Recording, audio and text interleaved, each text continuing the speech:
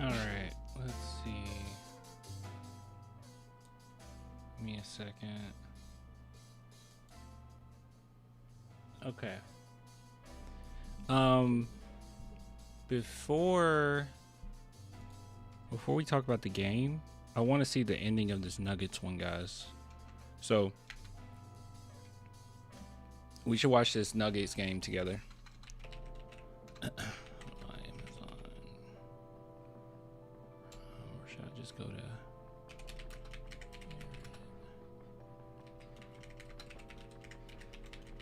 Give me a second.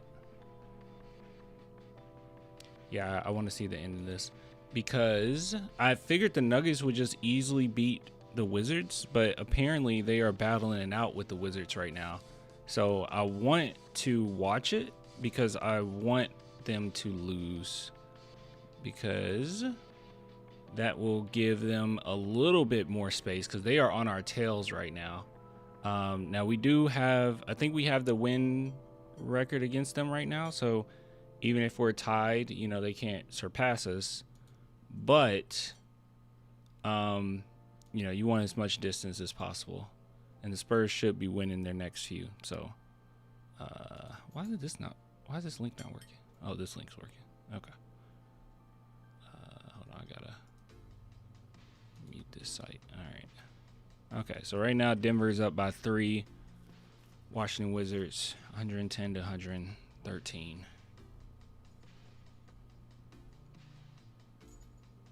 Like 4 teams are on our tails. Well, after beating the Timberwolves, there is a little bit of distance now. It's a pretty good distance. So it's a few games, 3 games at least.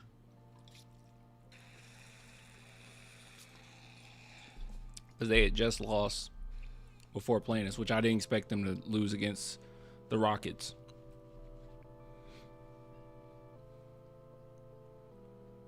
%38 from the fit. We're gonna talk about Wemby.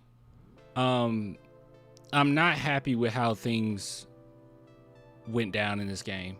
It's one of those where it's like, oh, it's an exciting game because it was close, but it didn't have to be close. And it's all Mitch Johnson with this one, man. He bothered the crap out of me this game. And it's the same thing I've been complaining about all season. It's not just, that's the thing. Like, we'll talk about it in a minute. It looks like Nuggets gonna take this. I mean, they're about 5. It's a minute left. Wizards don't have anybody that can score. Okay, well, I'm just gonna assume that they win this one. Yeah, just called a timeout or foul. I don't know what just happened. Okay, never mind then. Nuggets are on our tails. Yeah, they're not gonna win this game. All right, guys. So there's a lot of takeaways. There's a lot of things to talk about. I'm going to praise a lot of stuff from our players individually, but there is something that really bothered me, and I'm sure that everybody and their mom can already assume what that something is. I'm just going to keep saying it. It's just what's on my heart. It's what I'm seeing, and it's something where this game shouldn't have gotten as close as it did. But it's the same issue that we've been seeing actually maybe since last season, but this season in particular. We'll get to it in a minute. Now, before we talk about this game really quick, and we're allowing some people to come into the chat as we speak, but big shout out to Sleeper. If you guys are interested in daily fantasy sports, go check it out. Link in the description. Just use promo code CLAN. You get 100% match up to $100. Actually, let me go to the social media section on Sleeper. Let's see what they're talking about. They're talking about the Keldon Johnson dagger. Anthony Edwards, 50. He had more than 51. Oh, it says 51 and counting. Yeah. Yeah, he ended up having like 58 points or something. But yeah. So go check out Sleeper. Go check out Sleeper. Link in the description. Some really good stuff. But you can see breaking news, updates, injury reports, stats, all that good stuff. So go download the app. It's some really great stuff over there. And yeah, let's go ahead and talk about this game. So, as I've mentioned to you guys, when it comes to certain teams that I'm afraid of, the Wolves were one that continuously comes up. And I say this,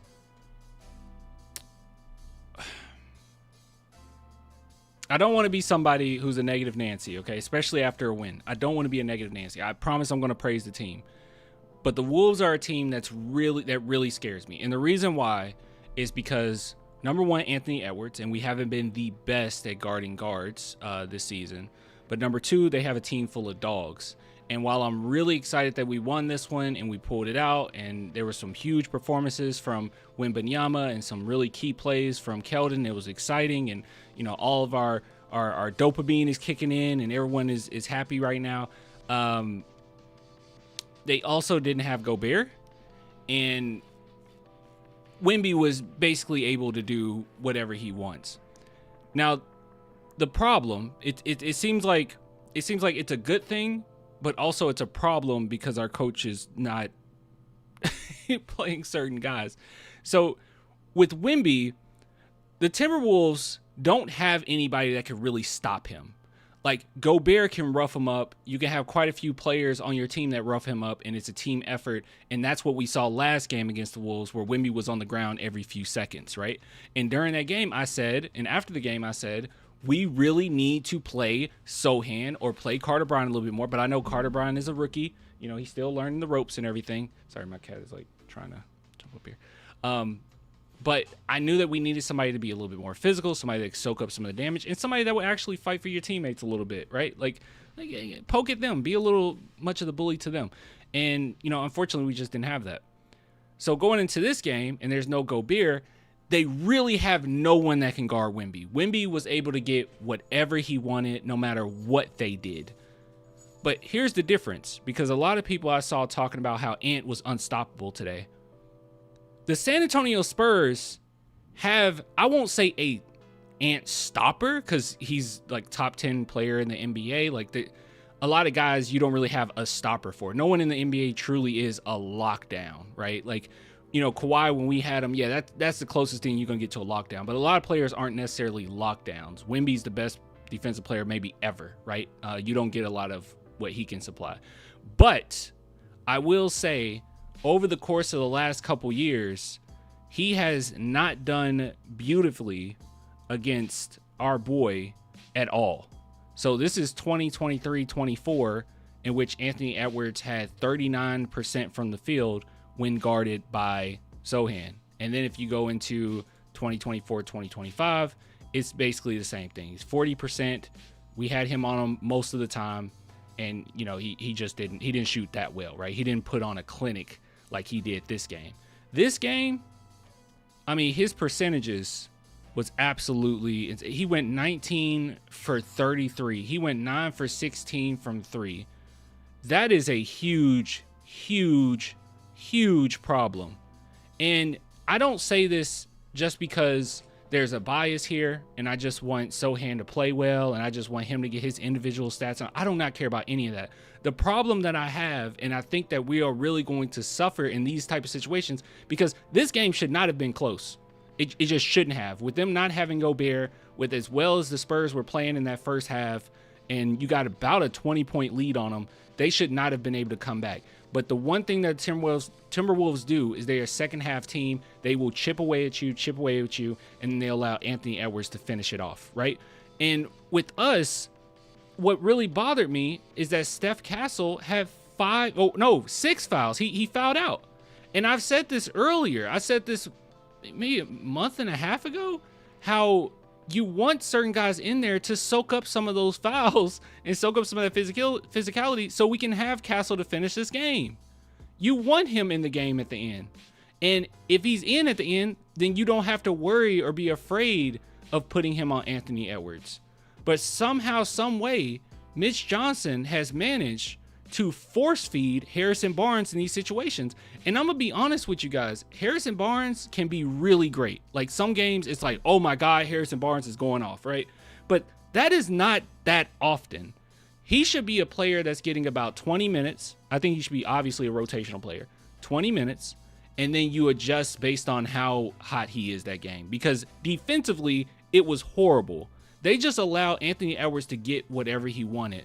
And it's not to say that you put your best defender on Ant. I mean, obviously last game we were able to put Castle on him and he cooked them, right? So like, even if you put your better or best perimeter defenders on him, yeah, he might still score, but at least make it harder for him. But you're putting a player that's shorter than him, De'Aaron Fox, who's not a on-ball defender like that, and you're putting him on him, and he's just cooking them. He just rises up, cooking them. He did it against him. He did it against Keldon, and he did it against Harrison Barnes. I do not understand why Barnes is in the game as long as he is. I don't get it. I don't quite understand that. Was Sohan on Ant? What are you talking about? I didn't watch the game. At least we won. Oh, you didn't watch the game. That's what you're talking about. No, Sohan wasn't even in the game. That's the thing. So we had a game where the San Antonio Spurs were doing very well against the Timberwolves. Like, they couldn't really stop us that much, mainly because they didn't have Gobert. So Wemby was able to get whatever he wanted, right? Also, we had the refs calling a few more of those fouls that Wemby just wasn't getting that last game when we went against the Timberwolves, so that helped. But as you know, the Wolves are a physical team. They're going to chip away, and Anthony Edwards is going to eventually, get his. And by the time we get to the fourth quarter, Sohan has not played at all, and it was so bad. And since you didn't watch, I'll just tell you, it was so bad to one point we didn't have any defenders on the court. Like, we had Dylan Harper, Harrison Barnes, and was it Lindy Waters? No, it was Keldon Johnson, and it might have been Lindy Waters. I can't remember who the fourth was.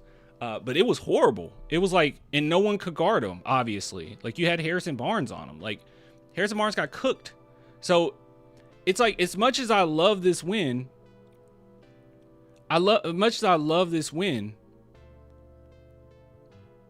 I also don't like the fact that we made it harder on ourselves when we didn't actually have to. Was Ant torching us bad? He was torching us bad, Caps.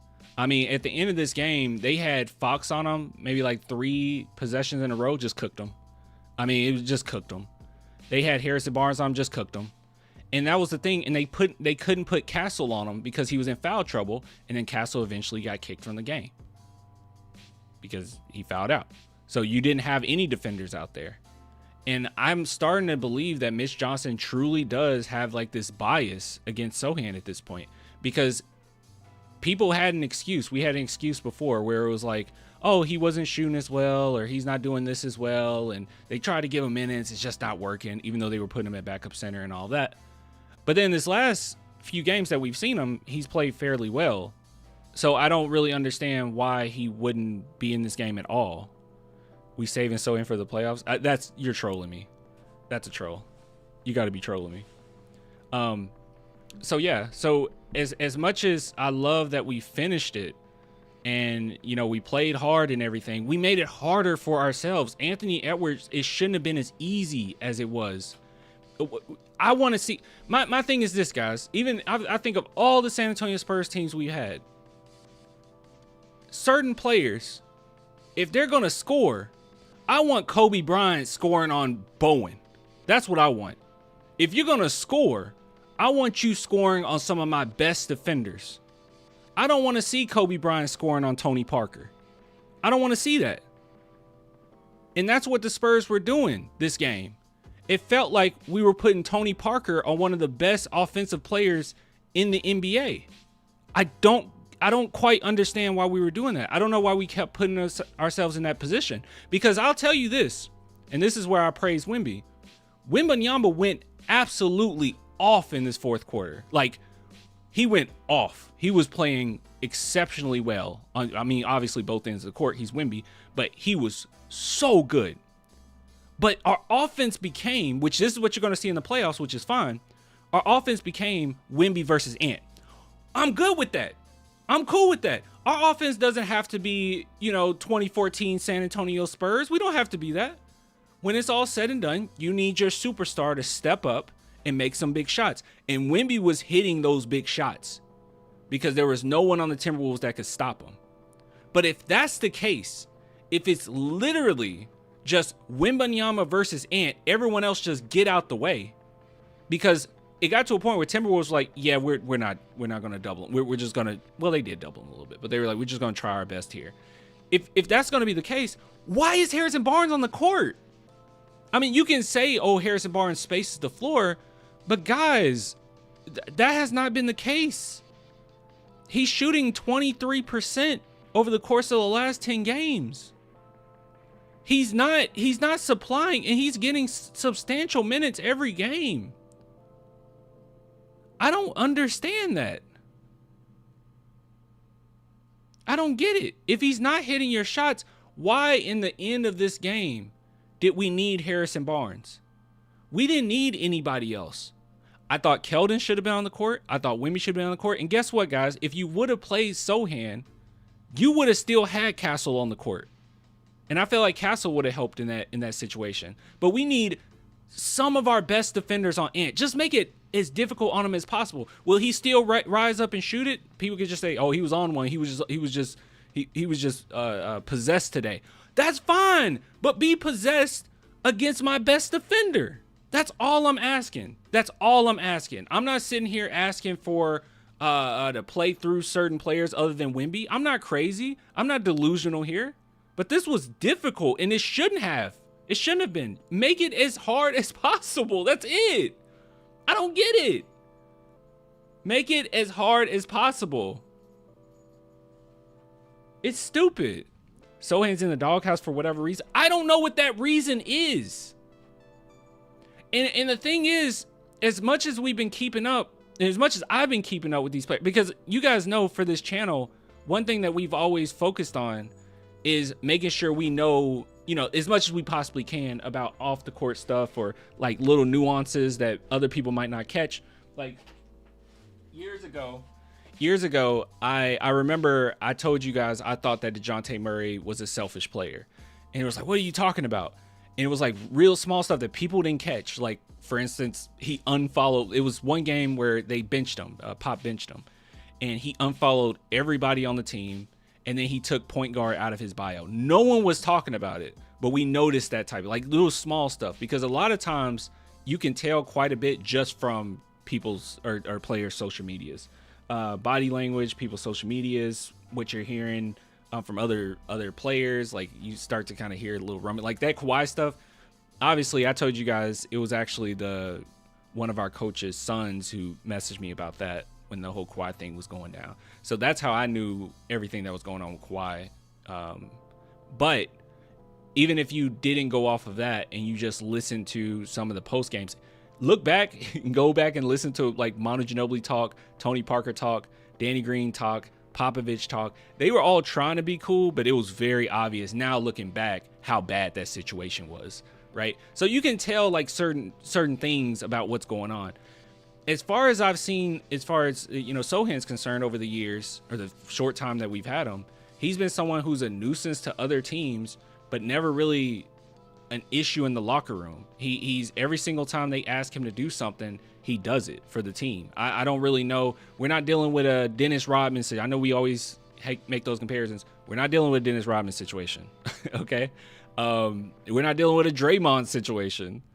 You're dealing with like maybe a Patrick Beverley situation. Like it's not that. Well, Patrick Beverley got a situation going on right now, but you get what I'm saying. Anyways, but what I'm saying is this, guys. This game shouldn't have been as close. And as excited as I was, adrenaline pumping, I want us to win, and I was excited that we won. The way that this game went down was kind of disgusting to me. Dio says, I don't even know if I read this out loud, but thanks for the super chat. He says, I like what Fox said at the end of the game. They need to learn how to step on necks. That is true. That is true. But personnel matters, and just kind of leaning on Harrison Barnes in these games to guard Ant and Fox to guard Ant. I mean, Fox was, and let me say this too, Fox and Barnes. So this isn't me saying Barnes is trash or nothing, okay, or there was a lack of effort.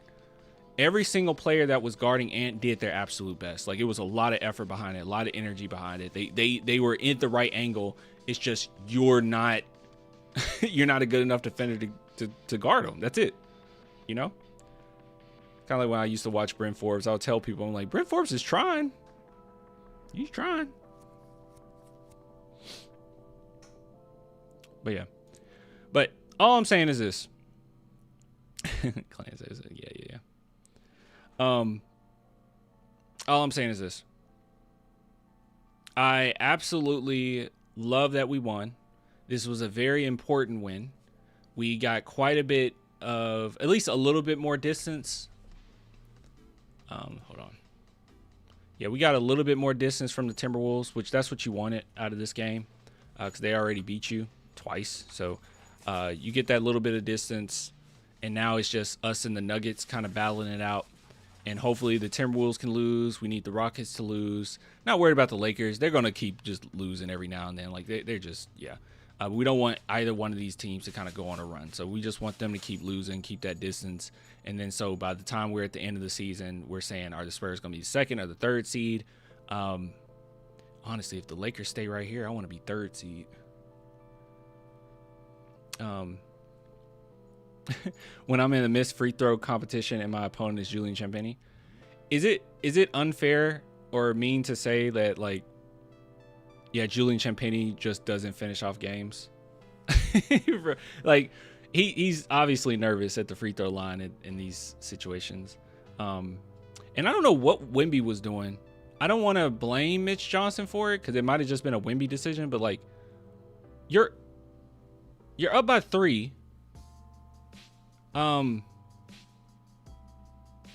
There's only like 2 seconds left or something like that. Just make your last shot. I don't know why he attempted to bounce it off the rim, and like, what are we doing? Just make your last shot and we won. I didn't understand that. That was weird to me. What's up, Mr. Clan? What's up, Team Cap? But yeah, and I'm sorry, guys. I'm sorry. I know that this was more of like a boo-hoo, you know, Sohan didn't play, but the Spurs still won. But it's not always just about, I mean, it is all about the W, but it's not. I'm looking forward here, and I could very well see a world in which we go against the Timberwolves and it's a drawn out series and stuff like this will hurt us. Castle cannot, especially these type games. These are playoff type games. Castle cannot be fouled out, and it was not all on Castle. You put him in a really tough situation where not only do you lean on him heavily on the offensive end, but also you're leaning on him heavy on the defensive end. And all I want is to split those possessions a little bit and put one of our really great defenders out there, and then we can make something happen. Another thing too that worries me a little bit. When do I get my mod caps? I don't know. It's gonna take some time. But one thing I will say as well is with the Timberwolves, one thing that they did was they managed to use quite a few players on their roster, right? That was something that kind of worried me with the Grizzlies last season when we would face them, is that we weren't using enough of our bench. They did a really good job of doing that. They utilized basically everybody on their bench, and then obviously Rudy Gobert he just couldn't go today. Is Rob Dillingham hurt? They haven't really been using him like that, have they?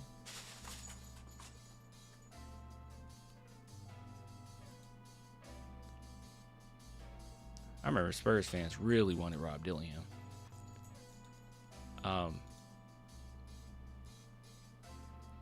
But yeah, I feel like when Carter Bryant matures, he can guard Ant.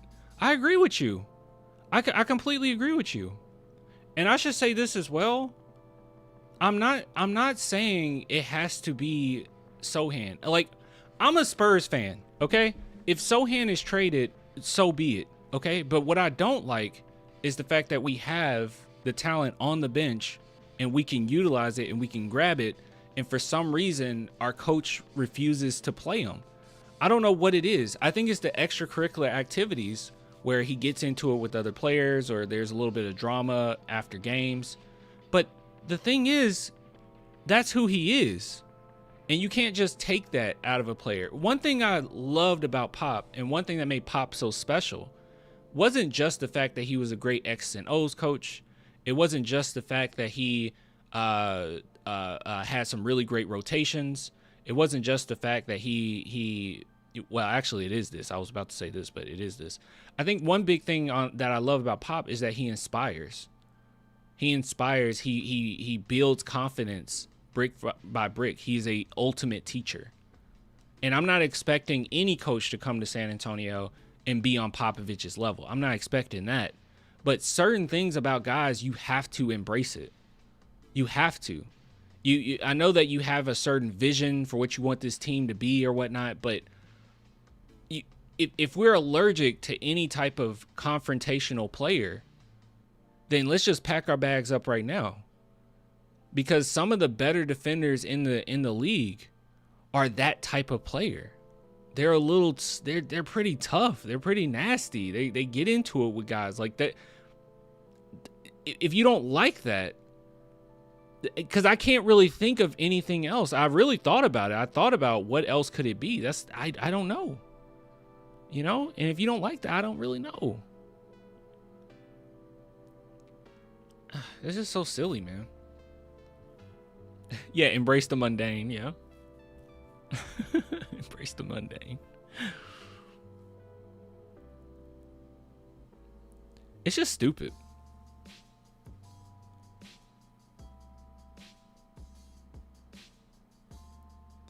You're the only one pushing that narrative who says we don't like that.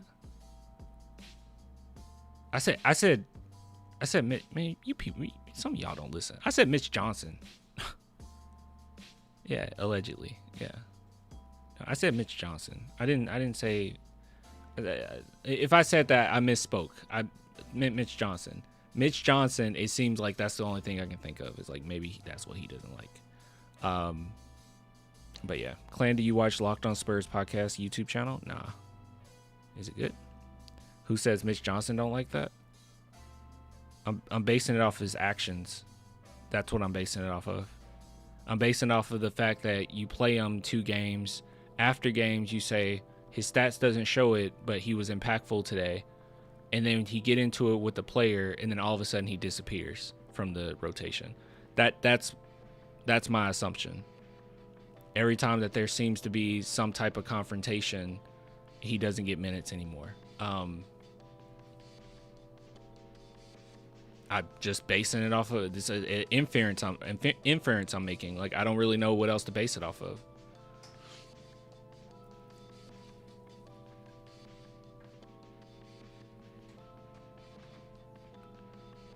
Mitch is more of a balanced head coach, so you need to be decent on both sides. That's a lie. Because Harrison Barnes has not been decent on both sides. Harrison Barnes has been okay. I guess decent means okay, but like okay defensively, but a lot of times pretty bad. And then offensively, at times horrible. And he still managed to be in the rotation, be in the starting lineup, get his minutes. No, certain players still manage to get a substantial amount of minutes regardless of how they're performing. So that's not true. Castle has gone on long stints where he's been turnover prone. At one point during the season, he had the most turnovers than any other player in the NBA. He still got his minutes. I don't know. Keldon went on a long stretch where he wasn't shooting as well from 3. He still got his minutes. I don't think so. I don't think that's true. I think he has certain biases, and he just doesn't like Sohan.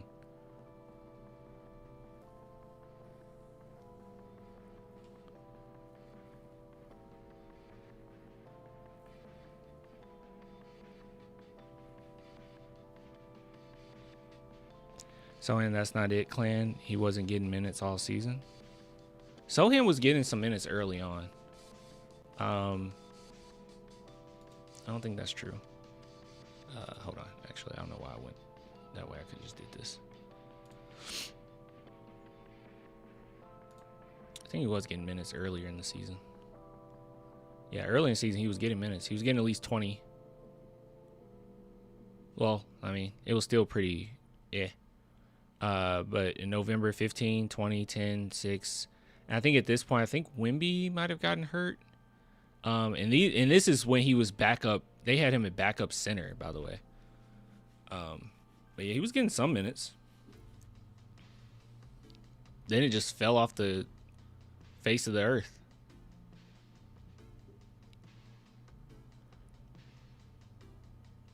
Yeah, the last time he got any minutes was... See, when did Wemby get hurt? Yeah, he just hasn't been getting minutes. There's no point in me looking at this. He just hasn't been getting minutes. But he was getting some minutes at the beginning of the season. So, but once again, it's not just about his minutes, right? Like, even if it's 10 a game, like, that's fine. I just don't like Steph Castle. There's no excuse. There's no reason that Steph Castle will be fouled out in this game. There's no reason that you don't have Steph Castle at the end of this game. The only way in which that's the case is if you don't have anybody else that can come in and do some of the dirty work and do some of the defending. So Steph Castle, not to take a break, but he doesn't have to be on the best players often. You know, like that's it. That's it. That's all I'm saying. You give him minutes and it builds the longevity of other players. He's not the most important on this team. I'll admit that. I know that. I'm not delusional. But good God, man, will it help? Will it help us to not lose this incredible lead that you had on the Timberwolves, which a big part of it was Mitch Johnson felt like he couldn't put players out there, and Anthony Edwards and the Timberwolves as a whole just torched our worst defenders on the team. Regardless of the defensive scheme, they couldn't do anything. I do think Keldon Johnson has been a much better defender this season, but he's still not like a great defender. No. Yeah, that's it. See, that's what I'm saying, Ray Rodriguez. That's what I'm saying. You say, why are we acting like we lost? That's what I'm saying. I'm on a whole nother thought process with my Spurs right now. We are a really good team. We are second in the West right now. We are, what are we in the NBA? We're third best team in the NBA right now. Like, the Spurs are back. And I'm excited and I'm happy. And I want us to win it all this year. And stuff like this, where this Timberwolves team comes all the way back, and there's this battle between Wemby and Ant. I love it. It's going to be great. It's going to be fun. Had a playoff atmosphere, all of that. But stuff like this, where Steph Castle has to sit, it just shouldn't happen. When you have defenders that you can put out there and soak it up a little bit, it shouldn't happen. And I want us to utilize everybody. And if that's 5-10 minutes, okay. I'm cool. But I want Steph Castle out there. I want our guys out there to be able to finish strong. I mean, we had to rely on Julian Champagnie shooting free throws at the end. But yeah, but Vic was great. Keldon was great. I was cheering. I was excited. I'm happy. I started off this segment by saying, hey, we got a little bit of distance now. This was a big win. This is good. But you have to, this, I'm thinking like in the future wise, man, this can be a bad situation if you're not careful. In a playoff series, you don't want to play around. You want to make it as difficult as possible. Guys, Anthony Edwards, with us having some really great defenders on this team, perimeter defenders, you have Steph Castle. You have, I know Carter Bryant's still learning, but you got Carter Bryant. You got Jeremy Sohan. Julian Champagnie isn't a great man-to-man defender, but he is a good defender, right? Like, even Keldon's playing a little bit better defensively. He's not a defender, but he's playing a little better defensively. Like, you have some pieces here. Anthony Edwards shouldn't have his career high on us.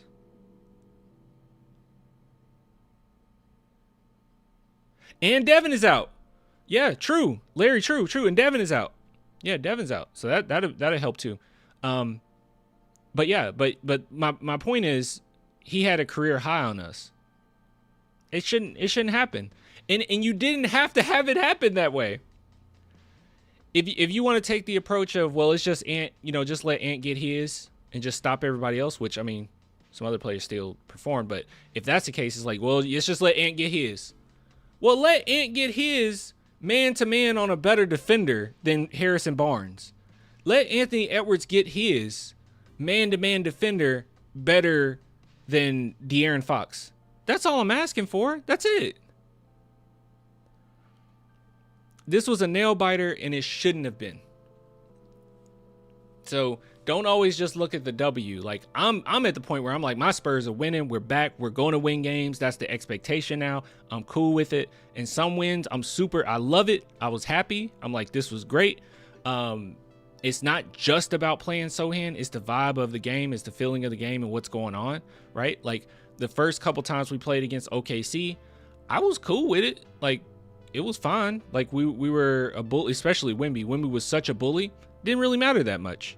But the last time we played him, no, I'm not okay with that. Like, you should have saw what was going on in that game and started to play some of your more physical players. And as the season goes on and it progresses, it gets more physical. It gets a little bit more difficult. Teams know what you are. They know what you're about, and they're going to play tougher against you, right? So you want to be able to utilize everybody. That's all I'm asking for.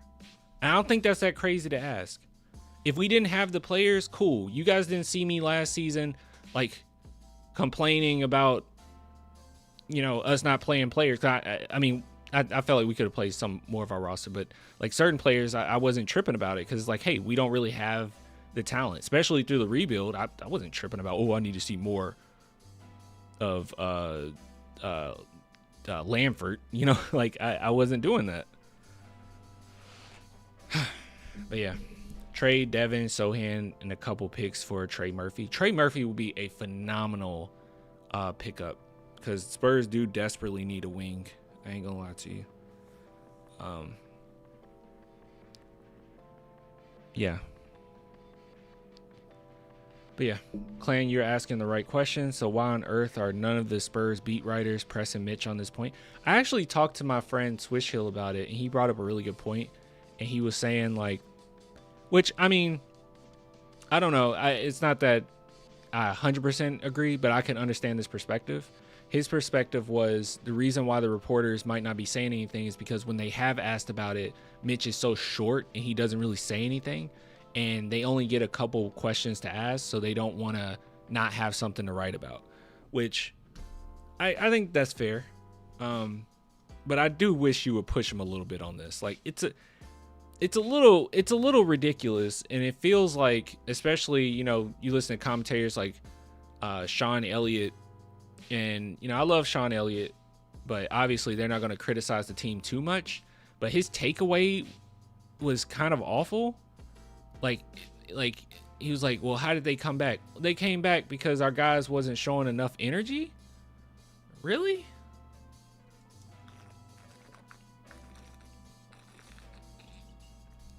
That's why they came back?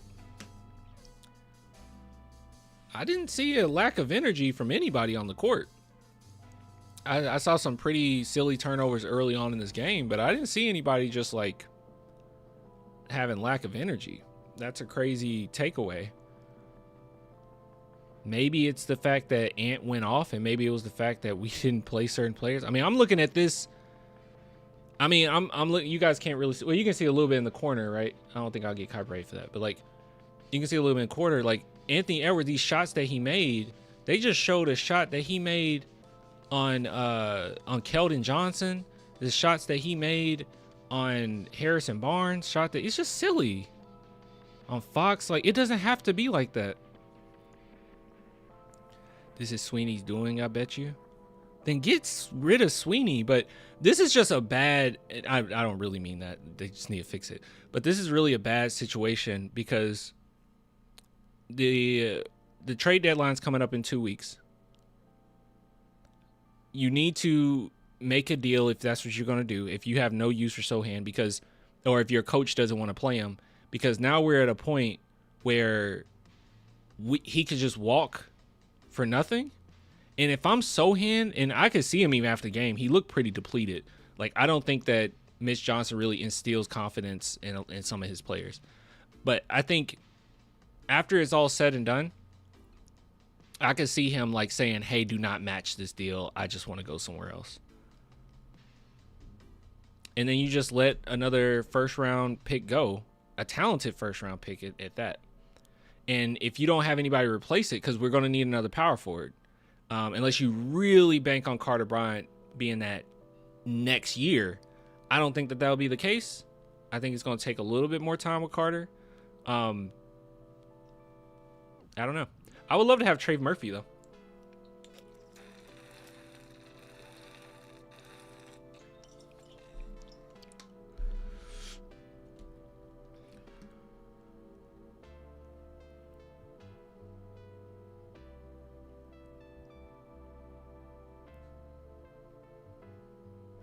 It was obvious the Wolves were coming out aggressive after half. They did it the last time. It's obvious they were going to do that. They did it last time. Yeah. It was obvious. They did it last time. And I do think that says a lot about our coaching, that adjustments aren't the best. And, second half, the fact that our adjustments are so poor, I don't know. I guess it's just one of those where I'm happy for the win because of our positioning, but I don't know how happy I am for the win as far as how much this... I don't know if I'm happy for this win as far as like what this says about going forward when we have to face the Wolves again. Actually, do we have to face the Wolves again this season? Or is it just 3 times? I guess the playoffs. Yeah, we already looked at this. It will be the playoffs if we have to face them. Yeah, I just don't like what it says about if we have to play them or we have to play another tough team. Like, that's what bothers me, and that's what worries me the most. It's like, what does this say about our team going forward, that we're not willing to use our roster to the best of our ability, and that we're so allergic to doing it and we so don't want to do it that we will jeopardize Castle's playing time. That worries me, because we're going to need these guys. Keep the longevity.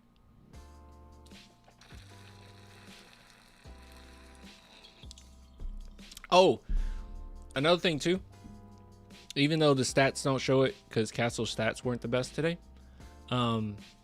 he's playing much better. Much better. He's playing much better. And I think it's because he's keeping his dribble a little bit longer. He's a little bit more patient. I don't know if you guys noticed. And Castle had a dime, bro. I was like... And I think it was because the Timberwolves were just in zone. And they were in zone and they zoned out. But that dish he had to Cornette was beautiful. He has more chemistry with Cornette than even Wemby, in my opinion. Like, he is so good with Cornette. Those two are great. But yeah, I forgot to mention that Steph Castle has been much better the last 2 games. Like, he was really great these last couple games. So even though his stats don't show it, as the 2 for 8, like, oh, he's terrible. No, he's actually really good. He was great. Yeah, he's playing much better because he's keeping his dribble. He's more patient. He's keeping his dribble.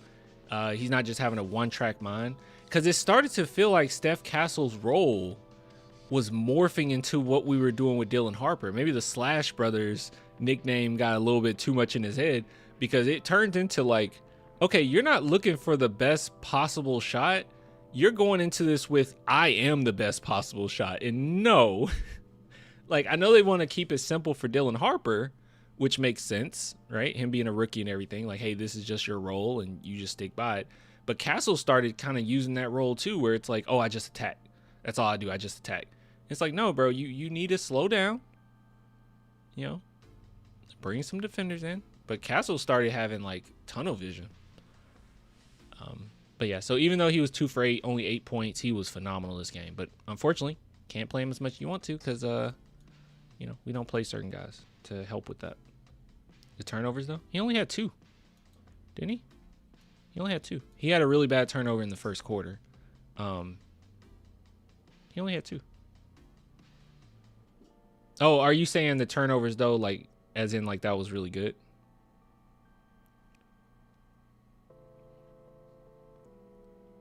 Castle would be better on a team with a traditional big man. Would do better on a team with a traditional big man. I mean, this is why I like the idea of Castle coming off the bench. Like almost immediately out there with Cornette. That would be really great. I think that would be great. Me personally. But that's just me. I'm starting to be more and more defensive, or more and more convinced that Harrison Barnes should come off the bench. But they refuse to do that. And I know somebody said, like, you know what you get out of Harrison Barnes every game. Do you? You know, I mean, you're like, he's a vet. You know what you're going to get. Do you?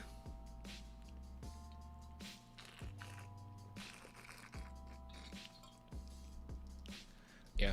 I'm sorry for being a Debbie Downer, guys. I truly am happy about the win. I know that it's just one of those games where it was like, no, I shouldn't have went down like this. And teams come back sometimes, and I understand that. And I'm totally content with teams, you know, coming back on us at times. We come back against teams. Like, it's going to happen. It's the NBA. But I just wish that we would put our best foot forward all the time. The players that were out there, they all put their best foot forward, right? Like, I'm not saying the players' fault here. I'm saying coaching staff. You can't find a way, man.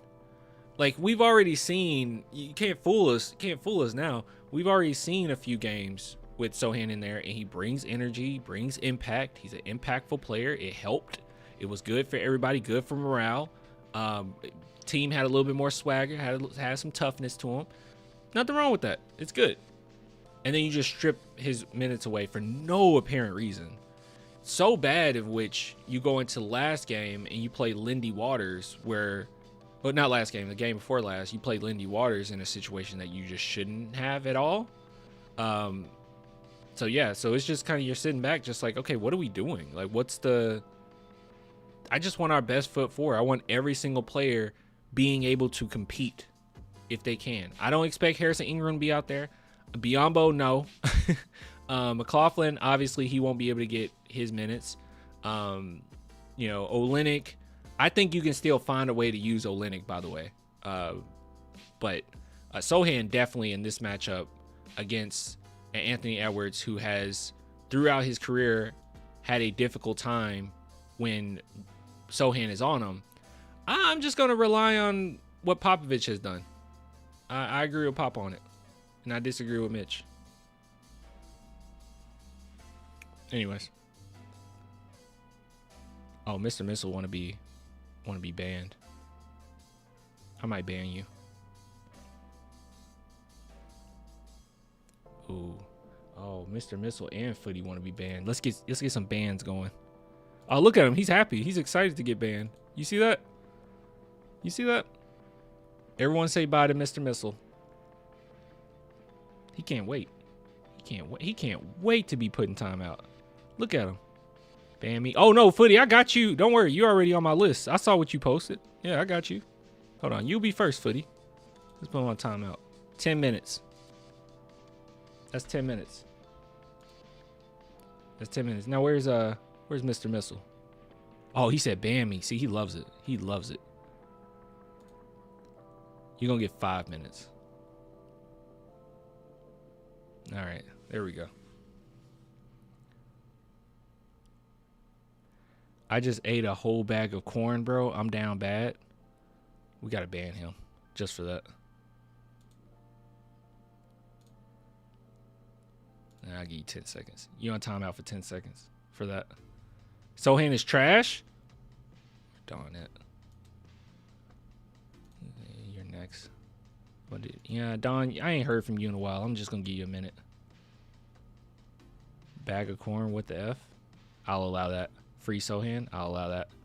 No, don't ban me, Clanny. I'll leave you alone, carbonated egg. And I'm not insulting him. His name is Carbonated Egg, literally. Anyways, happy that we won. Wish we would have, you know, maybe not got my boy Steph Castle kicked out of the game.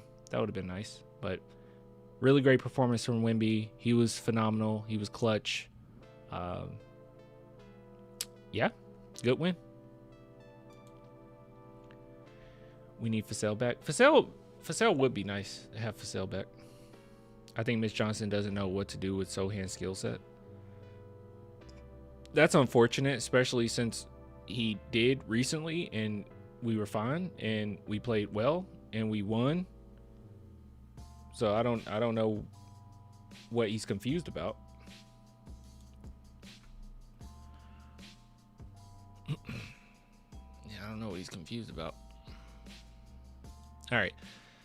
Next up, the San Antonio Spurs play the Jazz. So hopefully we take care of business there. And then we play the Rockets, right, on Tuesday. That'd be nice. Oh, by the way, I did want to go over another... I want to go over another Jason Williams clip.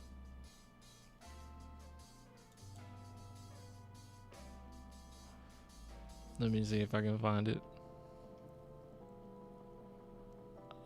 Where is it?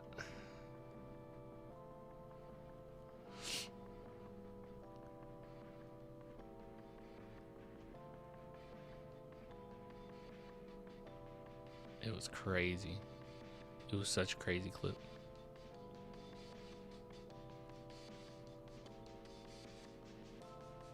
Where is it? How long ago was it when I talked about it?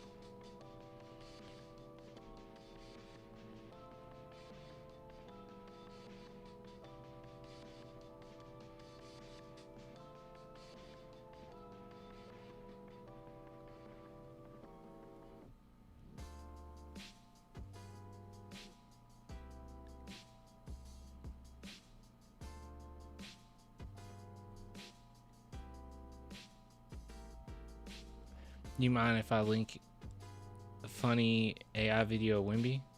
I mean, you can put it in the chat. I don't know if it'll allow it. But when you said that's AI, it's probably not funny. The only thing I found funny that's AI related was like the cat videos doing dances. That's kind of funny. It's kind of cute. I don't know if I can find it. Hold on. Maybe if I type in blocks. Oh, here it is. Found it. Okay. Spaghetti cat. Okay. So he's at it again. So as you guys know, we went over Jason Williams the last, or was it a week ago? It was probably about a week ago. And he was disrespecting, my camera just froze. He was disrespecting Wembanyama like crazy. It was very silly, in which he said like Wemby isn't even the best rookie in the last like 5 years or something. It was so dumb. 6 years. It was so stupid.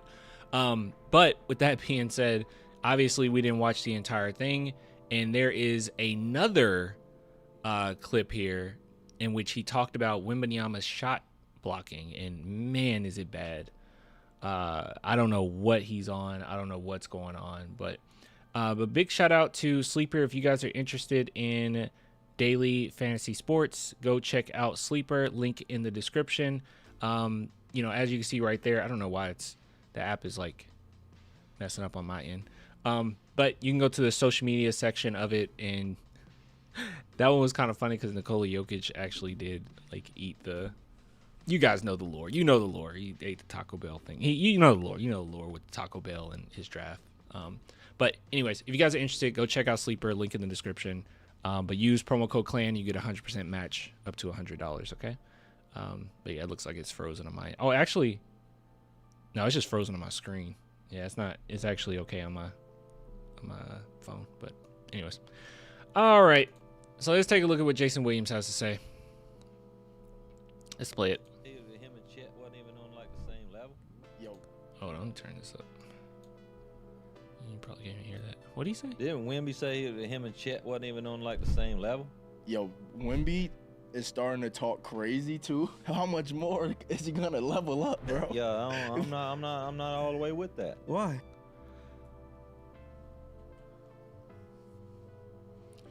First off, there is no comparison in any world. This is just pure hating. I'm not okay with that. This is pure hating, okay? Kobe, he would say the same thing about certain players. Michael Jordan would have said the same thing about certain players. Tim Duncan wouldn't have, but yeah, there is a huge difference between Tim Duncan battling out with Shaq and Tim Duncan battling out with KG. Like, there is a huge difference. And I don't even think Chet is on KG's level or nothing like that, but there's like a huge gap here. Okay, so for you to automatically say like, I don't like the fact that he didn't compare himself to Chet, that's mind blowing to me, because right off the bat, no, they are not alike at all. Chet, even in that game, the last game that the Spurs played the Thunder, Chet did not force the assignment on Wemby. He did not want to play Wemby. He didn't want to guard Wemby. The only time I saw Chet and Wemby go at it and it seemed somewhat competitive was Wemby's rookie year. And even then, Wemby got it out of Chet. Chet was just straight up being a role player the whole game. Wemby went at his chest, flexing on him, talking stuff. And then Chet stepped up a little bit, right? But he didn't step up on Wemby. He didn't really get to like ball out on Wemby. It was other players, and we just weren't that good of a team. But no, Wemby and Chet, huge difference. Wemby is on the level of the Giannis's of the world. Wemby's on the level of the Jokic's, Luka Doncic. Like, he's on Anthony Edwards. He's on that level. Chet is far away from that. So yeah, Google it. Google what? What? I mean, You don't think he's done anything yet? I haven't. I don't. But he's great. Don't get me wrong. Now, I mean, yeah, he's good as shit. But Chet Holmgren's good as shit too. Now. Yeah. No. They came in. No, Chet's really good, but no, that's not, no. That's like me saying, you know, guys, I went to this restaurant and it was so high class. It had just beautiful dishes. It had steak that was just prime steak, best steak I ever had in my life. It was really great. And then someone's like, yeah, but like Burger King is really good too. I never said Burger King wasn't tasty. I never said that. I was talking about a whole nother level of a meal right here. A gourmet meal right here. And you're talking about Burger King. Together, and they have similar body types, and they're playing in the same conference. So I think it's like a natural rivalry. They're both just tall and skinny, could put it on the floor a little bit. Shoot and threes. Shoot. So everyone's like, oh, they're comparable. That's correct. Even their like rim protection style, I feel like is pretty different, even though they both get blocks. But Yes, Chet Holmgren is more of a team defender, weak side help defender. And Wemby is more of a everything. But I agree that Chet's good. Neither one of them are real shot blockers. If they weren't 7 fucking feet, they, you know what I mean, they're not blocking them shots. You know what I'm saying? What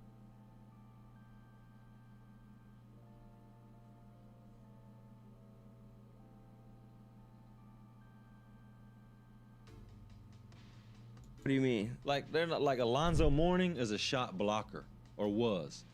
As far as just like how he positions himself in like the post, or his like timing. His and shit? timing I was and about to say, shit there's like definitely that. a skill to like punching shit. Yeah, like Wemby and Chet Holmgren, they'll block shots from fucking the elbow and still be. Oh, like for just following. Yeah, just, you know what I'm saying? Shit like that. They'll be able to get to the.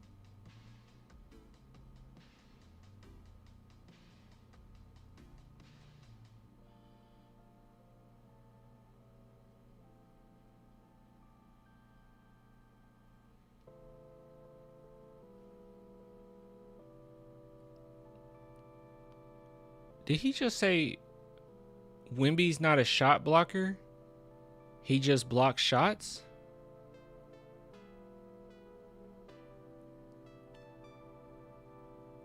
Did he just... for like the post, or his like timing. His and shit? timing I and was shit. about to say, style, I feel like is pretty different, even though they both get blocks. But I agree that Chet's good. Neither one of them are real shot blockers. If they weren't 7 fucking feet, they, you know what I mean? They not blocking them shots. You know what I'm saying? What do you mean? Like they're not like Alonzo Mourning is a shot blocker or was. As far as just like how he positions himself in like the post or his like timing. His and shit? timing and shit. Wemby has immaculate timing. Wemby's not just tall. Does he even watch? Wemby's not just tall. He has immaculate timing. He's a phenomenal. I mean, he's such a great shot blocker. He baits people into shots. He will literally. He's so good and so coordinated with his movements. He will literally put his back to you, so you think you got the shot and just turn around and block it. I think the craziest Wemby. I mean, there's been so many crazy Wemby blocks, but like, I mean, one of the craziest ones was, I think it was Jalen Smith who like attempted a block on him. Oh no, not Jalen. I'm sorry, Jabari Smith. He attempted a block on him. Wemby blocked it, and the momentum forced Wemby out of bounds. And then he got his own rebound, and it was like, oh, okay, well, he's about to get this one. And Wemby showed up to block it again. Like, Wemby's lit. You know, stuff like this bothers me, especially when it's in your face and the evidence is right there that you're literally seeing the greatest shot blocker to ever walk this earth, and you still have morons making statements like this. It just shows you that it doesn't matter how great you are in anything, there's always going to be somebody hating on you, or somebody saying something about the way you do things, or somebody saying that you're not as good as they say you are. Like, it's no matter who you are, man. I mean, no matter who you are. I mean, there is literally no one who's ever walked this earth better than Wemby in shot blocking. Nobody. The way that he affects teams defensively, there is no one ever that can block shots the way that Wemby can. Ever. Literally, most recently, the defensive player of the year is not touching Wemby. Wemby should have got it the last 2 years. Like, ever. We never seen this before. He's nowhere near his prime. Jeez, bro. It's definitely a skill to like punch and shit. Yeah, like Wemby and Chet Holmgren, they'll block shots from fucking the elbow and still be, like for just following. Yeah, you know what I'm saying? Shit like that. They'll be able to get to shots that you wouldn't even think they would be able to get to, and they're blocking that shit. Real shot blockers to me are standing there waiting, just waiting. You know what I mean? They don't. What? Wemby doesn't have to. What? Real shot blockers just sit there and wait? What is he even talking about? And the fact that Wemby or Chet can, what, they can do that too. I guess they can just sit there and wait, I guess. But that's what makes them so good. And especially Wemby, that's what makes Wemby so great, is that he knows his body. He knows how quickly he can get to a place on the court, that he could be making ruckus on this side of the court and still have in the back of his mind, I can still make it in case they get past one of my teammates, I can still make it there. Like, what do you mean a real shot? He's not a shot blocker. He's just someone who can block some shots. But a real shot blocker sits there and waits to block a shot. I don't know what you're saying. I have no idea. Too much Delta 9. It has to be, man. I don't know.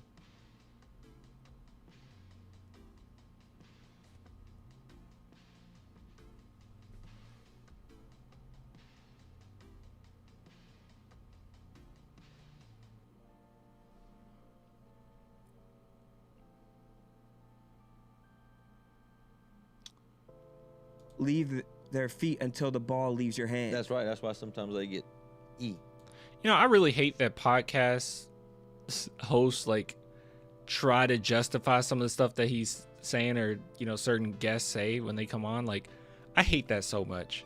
They're like, oh, so what you mean is like the positioning. What are we talking about? Oh, you mean the timing? Is that what you're talking about? Like the timing of the shot?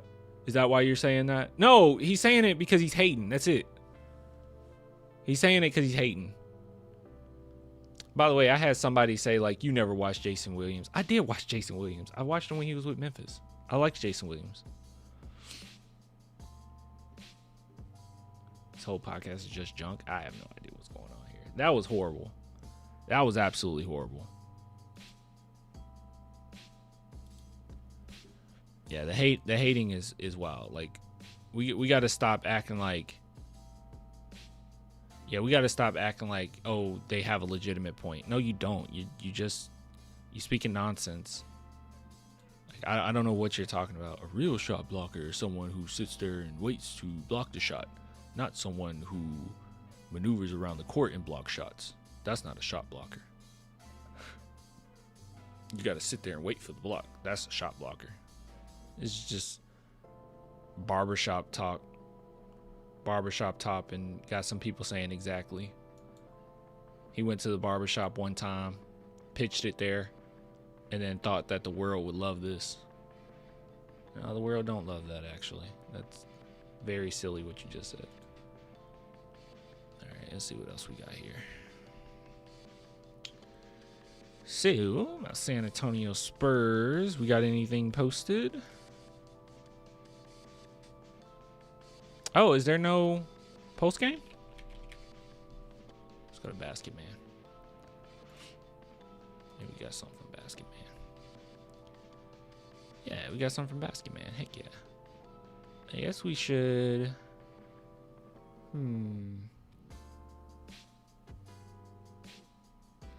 Okay. The hate is real.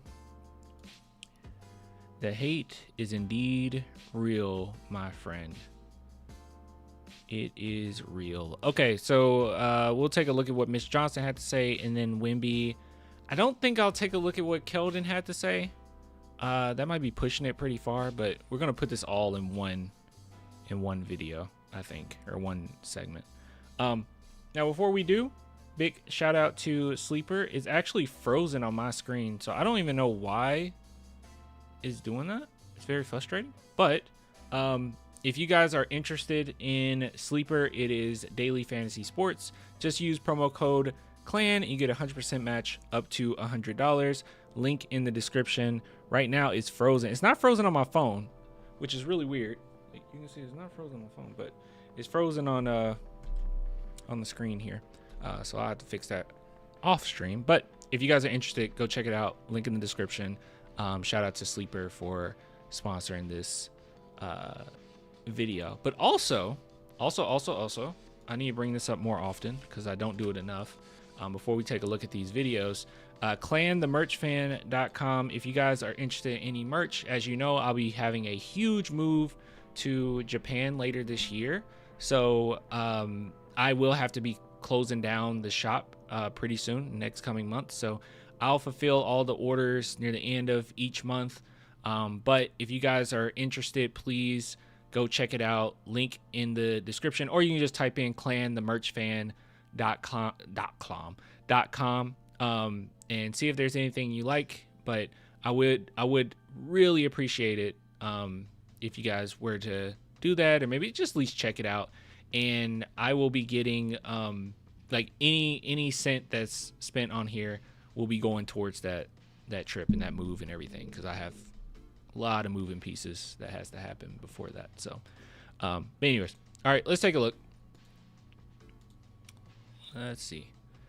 Start with Mitch Johnson. As you guys know, I was not the happiest camper with how this game went down, because it shouldn't have been as close as it has, because we had defenders that could have helped.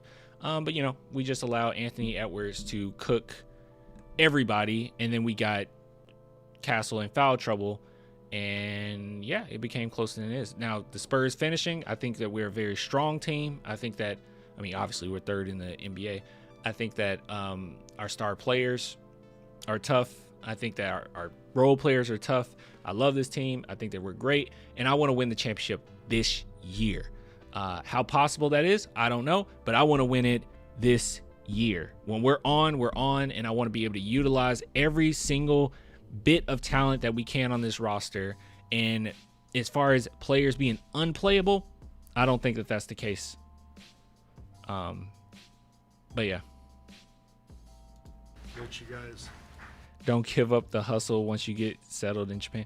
No, it's just the merch stuff. I don't see how I would be able to do it there because the most of you guys are like in Texas, US. There's quite a few people overseas, but I just don't know how I would be able to do it. You know, so I guess I could do it where it's like a third-party company sends it out. I guess I could do it that way. I probably could still do it that way, but that would take some figuring out. But as far as like videos and stuff, I'm still gonna be doing that. Like, we're good. You guys built that 25-point halftime lead. What Shout did out you to get Larry away from Gardner. in the second half? The start of the third quarter was just way too nonchalant.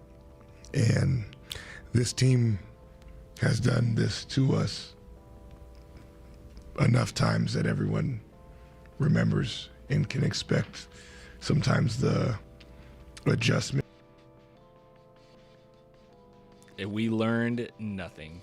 Or the uptick in what we were about to see.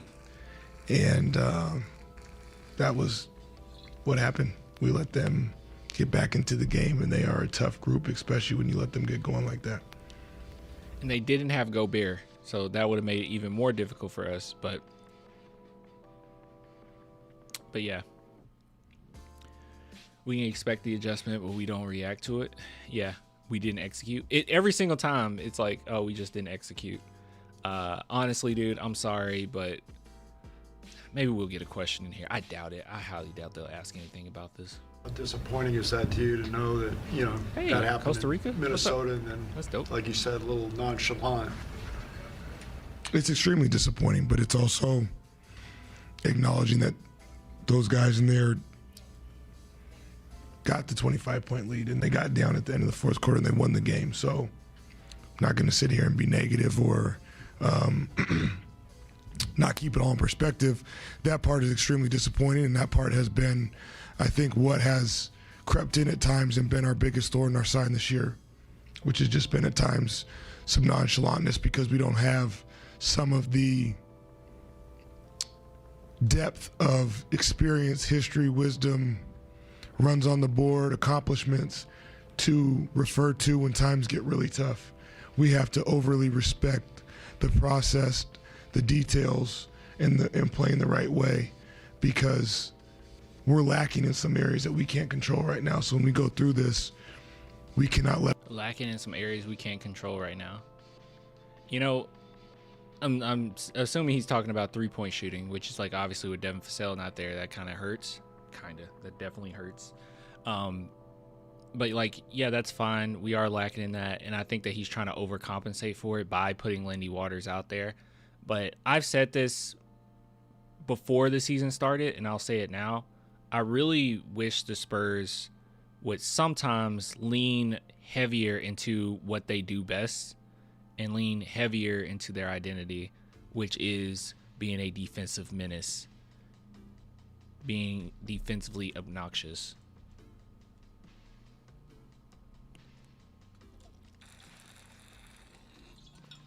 Because I'm okay. I'm okay with, you know, shooting isn't always going to go, it's not always going to go in the net, right? I mean, sometimes you actually can't control that in a game. Like, sometimes you just have bad games, right? And the team isn't shooting as well. But one thing you can always control is being a good defensive team and playing hard defensively.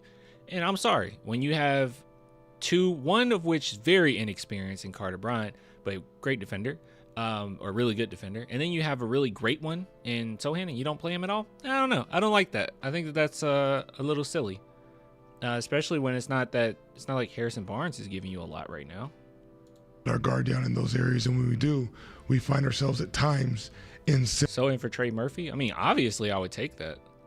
I mean, obviously, but I don't know. I wish we would just make this work. I don't know what the problem is. Similar situations. The problem he has with Sohan, that is. Not all created equal or the exact same, but I think we've seen. Sohan just can't shoot, though. See, that's the thing. His form looked much more confident. He went 2 for 2. Like, he's barely played. That's the thing. It's like, it's so hard to just say, oh, he's playing horribly. He's barely played. And when he does play, like you're putting him in different positions, which he was finally in the power forward position the last few games, and I think he looked great. And his shot looked a little bit more confident. But like if you don't play him, then I can't just say that. It's like me saying Lindy Waters can't shoot, because Lindy Waters throughout the season here and there, it's like he come in, oh, he didn't hit anything, and then you do play him a little bit, and then he does hit a shot, and like Lindy Waters can shoot. I mean, I'm not saying Sohan is on like Lindy Waters level, nothing like that, but we can't make a accurate assessment on how well or how much he's improved from shooting wise, because he doesn't get the opportunity. You get what I'm saying? In some similarities when this happens. What did you guys do, I guess, in the inverse of, or in the flip Exactly. side? Barnes can't shoot as of late. Steph Castle isn't a shooter. Like, we have players that just don't shoot. Like, that can't be it. It can't just be, oh, he didn't shoot a three. That it has to be more. I think he doesn't like the antics, which the antics is just his personality, and I think it's good for a team. Popovich thought it was. What did you guys do to right the ship again at the end? What was sort of the difference there down the stretch beyond Victor hitting a bunch of shots? I think we finally had some physicality plays. Defensively, give enough resistance with discipline without fouling, some rebounding, some catches, some passes, some creating leads. A lot of the little things that go into then the shot making. Defense without fouling. I guess that's something that you guys have managed on both counts, giving up some leads, but still a bunch of times this season sort of riding that ship and getting back into the flow of things. What is, especially with all these young guys, how does that look for you all going forward? I think it gives you a lot of reason to believe in potential of what you can continue to grow into, and it gives you a lot of alarming pause of what your pre-mortem is. Thoughts on Victor's second quarter? Dominant. He obviously got going and made a lot of shots, but again, Victor and a lot of our guys individually, it's pretty, whether it's contagious or carryover or just what goes into the collective group, but the process of typically what we take individually with the game plan execution and the detail and playing the right way, when we have that right approach. Why do we never see any Wemby Fox pick and rolls though? I saw a couple this game. Fox ended up having a really nice fadeaway jumper from a pick and roll they did. We give ourselves a good chance. And the shot Wemby isn't the best screener in the world though, if we're being honest. Like if there was one flaw, well, I guess two flaws of Wemby is he's still raw offensively. He's pretty raw offensively at times. And his screens, like he doesn't give great screens. And a lot of times is the outcome, but we practice, we watch a lot of film, we train. Not saying other teams don't, obviously, but when we stay true to that, the expectations of what I should do. We could just spam it though. I don't know. I'm sure it's more complex than that, but yeah. As far as those two chemistry on the court together, it hasn't been the best. But I don't know. I guess they are just using each other as kind of decoys. Like that's kind of how it feels sometimes. It's like Fox gets good shots off because Wemby was a decoy, not that they actually are playing through each other actively sometimes, Whatever that is on the court and what my teammate should do or what they're going to do is typically pretty connected. And when we do that. Sohan's our best screener, right? Unironically, him and Cornette, yes. You then start seeing guys' individual talent pop off the page, and obviously his can pop pretty big. Coach, in those final minutes of the fourth quarter with 3 minutes left. That's Carolina Teague. I really need to hit her up and ask her if she can ask something about Sohan. I don't know. I don't think she will though, because they only have certain. I don't know. I don't know if she want to use it on that. Victor was trading buckets directly with Anthony Edwards. What did his immediate answers and responses, shooting-wise, tell you about his competitive response, considering what happened during the last matchup? Yeah, I think Vic has proven in his young career that he embraces those moments and wants the basketball and is looking for opportunities. And he obviously did that tonight, and we have to continue to do that in all phases of the game, not just Victor, but the whole team in terms of defense, rebounding, passes, creating leads, and just all the little things. Coach, Anthony Edwards is very difficult to guard. He's a difficult matchup. We saw quite a few different players attempt to defend him and had some trouble, whether it be Barnes, Fox, Castle got in foul trouble. Keldon was on him quite a few times. Why didn't you play Sohan? Over the course of the last few years, he has had a difficult time in one-on-one matchups with Jeremy Sohan. Is there a reason why Sohan didn't see the court today? Because, he was really cooking. He was absolutely cooking. He was absolutely cooking Fox. Is there a reason we didn't? Coach? Coach, are you going to answer the question, Coach? 25 and 12 for De'Aaron. He hits those two, also hit those two big free throws with about 9 seconds left. What did you think of his performance? Yeah, I thought he had to output a lot of energy. Obviously, he had to play almost 37 minutes, and he had to guard quite a bit as well in terms of I hate guys. this not from him. It's just as fans and even like the journalists right now, I hate this. I guess mostly fans though. I hate this attitude of just like, man, Ant had a crazy game today. Like I saw so many comments about that, just like, oh man, they just couldn't stop him today. Like, no, dude, we shouldn't be okay with that. Mitch, yeah, he would have been like, yeah. Love that. Need that for the media room. I think I would be more professional. I would have said something in the lines of, his last matchups over the course of the last couple years he's had some pretty bad percentage. Not bad. Bad, is too strong a word. Pretty rough position or percentages when guarded by Jeremy Sohan. And in this game, there were quite a few times in which we saw different lineups on him or matchups on him, such as Keldon, Barnes, Fox, and he was able to basically have a field day. Is there at any point do you think that you should? You can't. I know I would be able to phrase it better, like if I actually did this for a living, not to just be like, why didn't you do this? But it definitely would have asked about Sohan. And I'm not going to ask, is Sohan healthy? Is he okay? Like, it needs to be an open-ended question. What were you seeing down the stretch? It'll have to be something like, what were you seeing down the stretch that steered you away from playing, some of your better defenders off the bench when Castle got fouled out? That would be something. Like, what was kind of going through? And he might just say, like, well, everyone has to step up, or he might give you that type of answer. But I don't know. Something in lines of that. Edwards running around, and so I thought he was great tonight, and we needed every second he was out there. Are you surprised that Victor's on that second free throw at the end that he missed it like he did? That he missed it?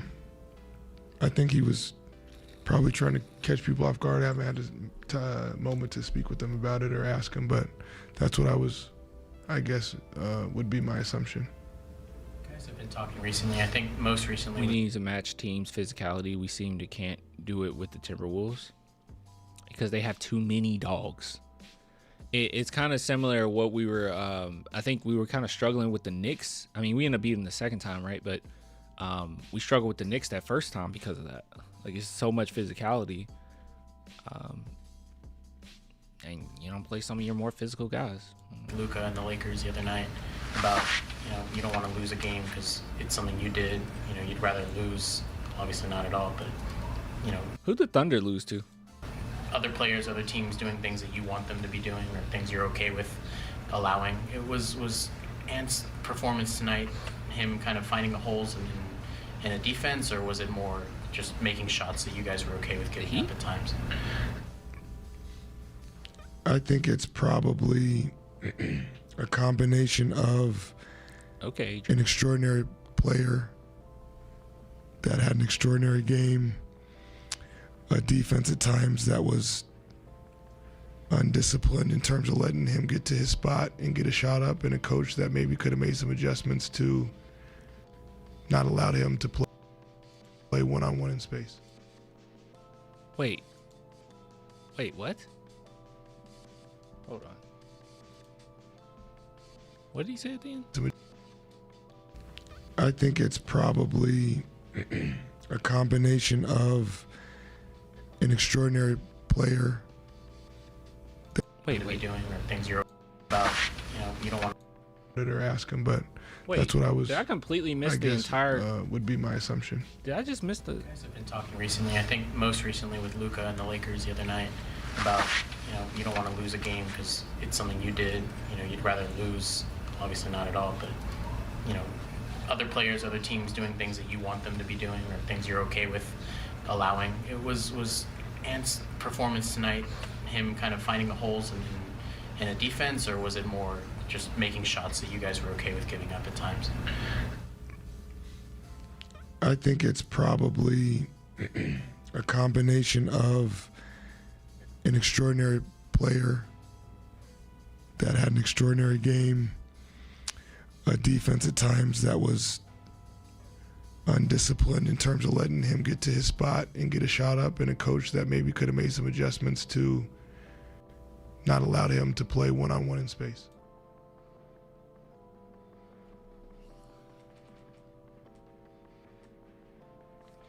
One-on-one in space. This is the crazy thing. In this game in particular, I think one-on-one in space was actually fine.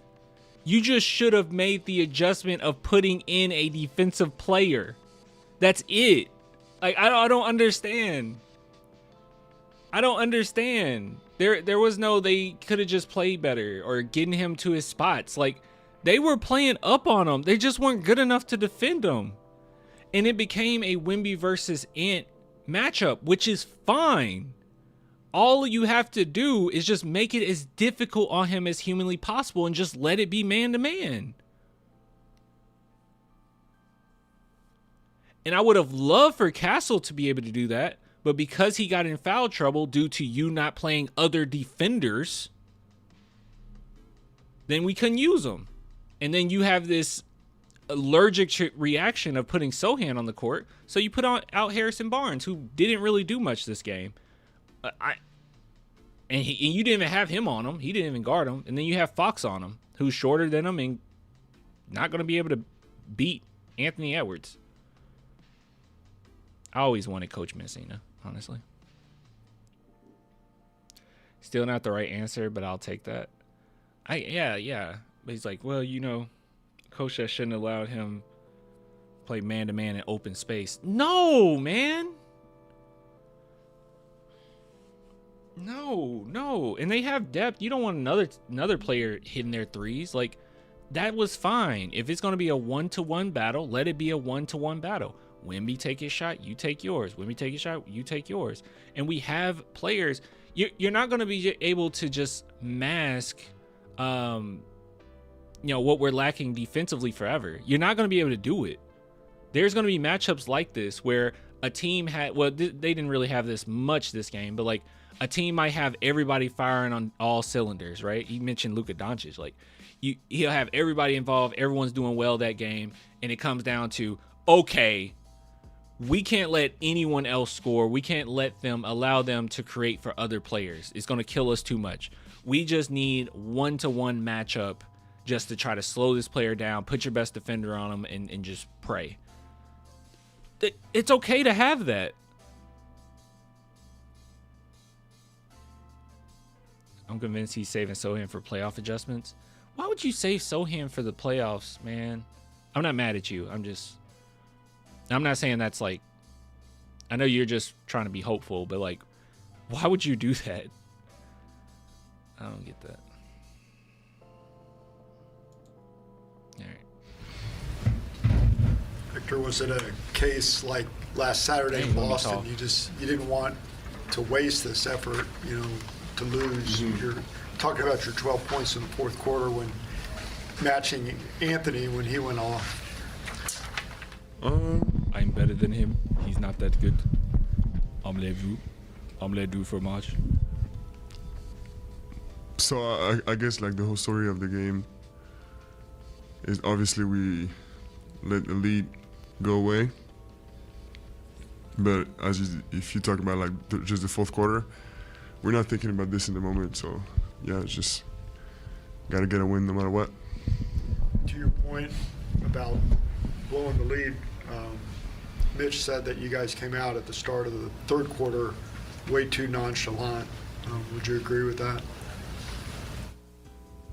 Yeah, I agree with that. I agree, of course. I still got to watch it again, but I agree. And I think what's important is... He didn't look like he agreed at first. Am I tripping? I'm looking too into it. Way too nonchalant. Would you agree with that? Yeah, I agree with that. I agree, of course. Maybe you did. Of course, I still got to watch it again, but I agree. And I think what's important is to figure out what we want to get to in those moments, because like we talk about it a lot. We know it's a problem, and I know and kind of hope like our mind is in the right place, but it's just, I think it's basketball things, you know. And I think it was same in the first quarter. Like I think our mind is in the right place, but we gotta know like where to get to. Oh, so you didn't agree? Because nonchalantness, that's mentality. So you didn't agree. So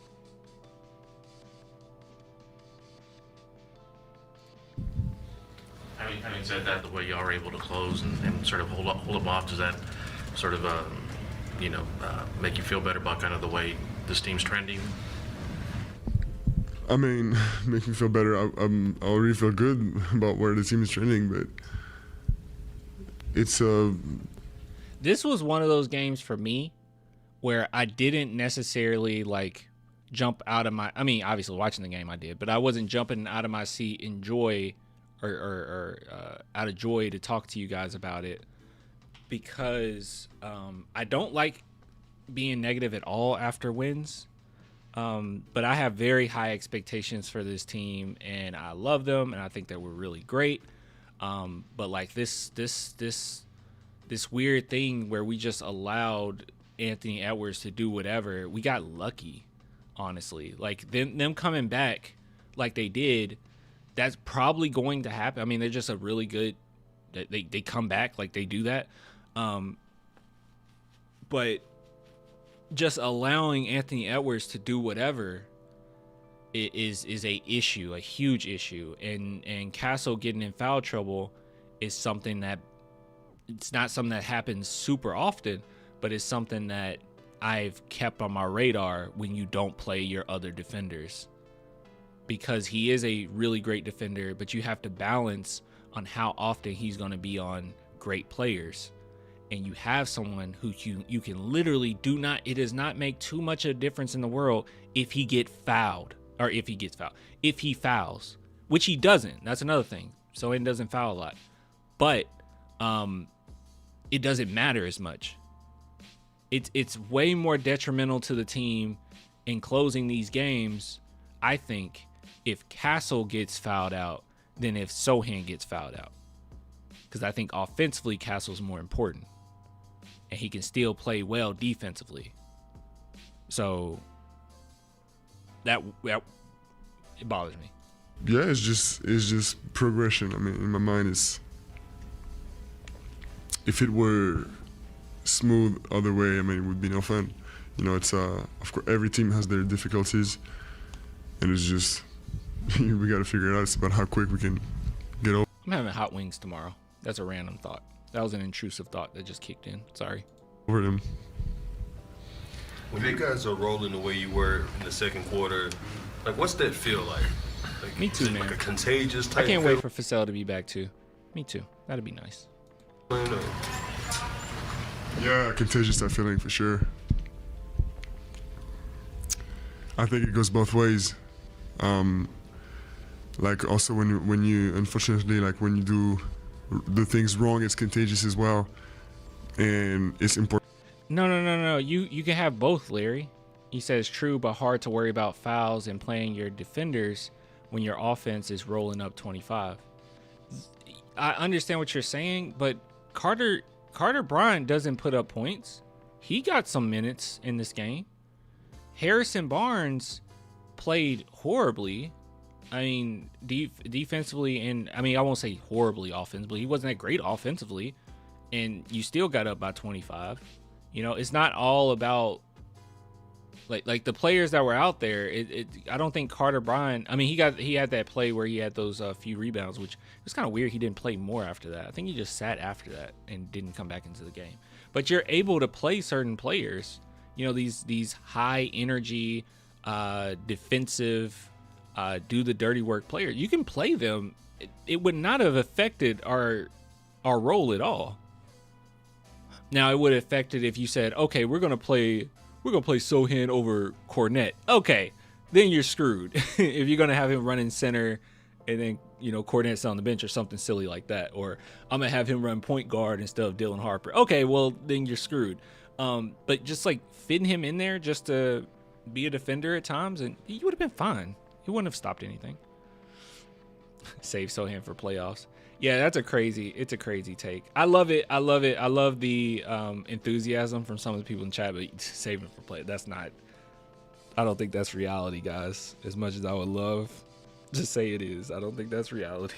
Or to stop it early, you know, and we definitely got the talent to do that. But yeah, on the other hand, when you have it run like this, it's just, and when everybody is participating in it, it is contagious. Yeah. Just talked to Anthony Edwards, and the game winner on Sunday that he had, the 55 tonight, asked him what it is about playing against the Spurs, and he said with a smile, they have Wemby. So when you know that one of the game's best players gets up for you like that, I know you already know that, but when it happens like that, and that guy's having that type of game, he's like, I'm not impressed. You know what's funny is Wemby will never say that about anybody else. What is it about playing this team? Wemby just be like, I don't know, it's another team. I want to beat them. Puny Americans. you just talk about kind of going back at him within the game itself. What's the question? If you could talk about going at a guy, one of the game's best, who gets up for you, and kind of going against him as well within the framework of the game. Okay. No, I don't know if that answers your question, but within the framework of the game, what other framework would it be in? I definitely, appreciate the person for being, dishonest. I think it's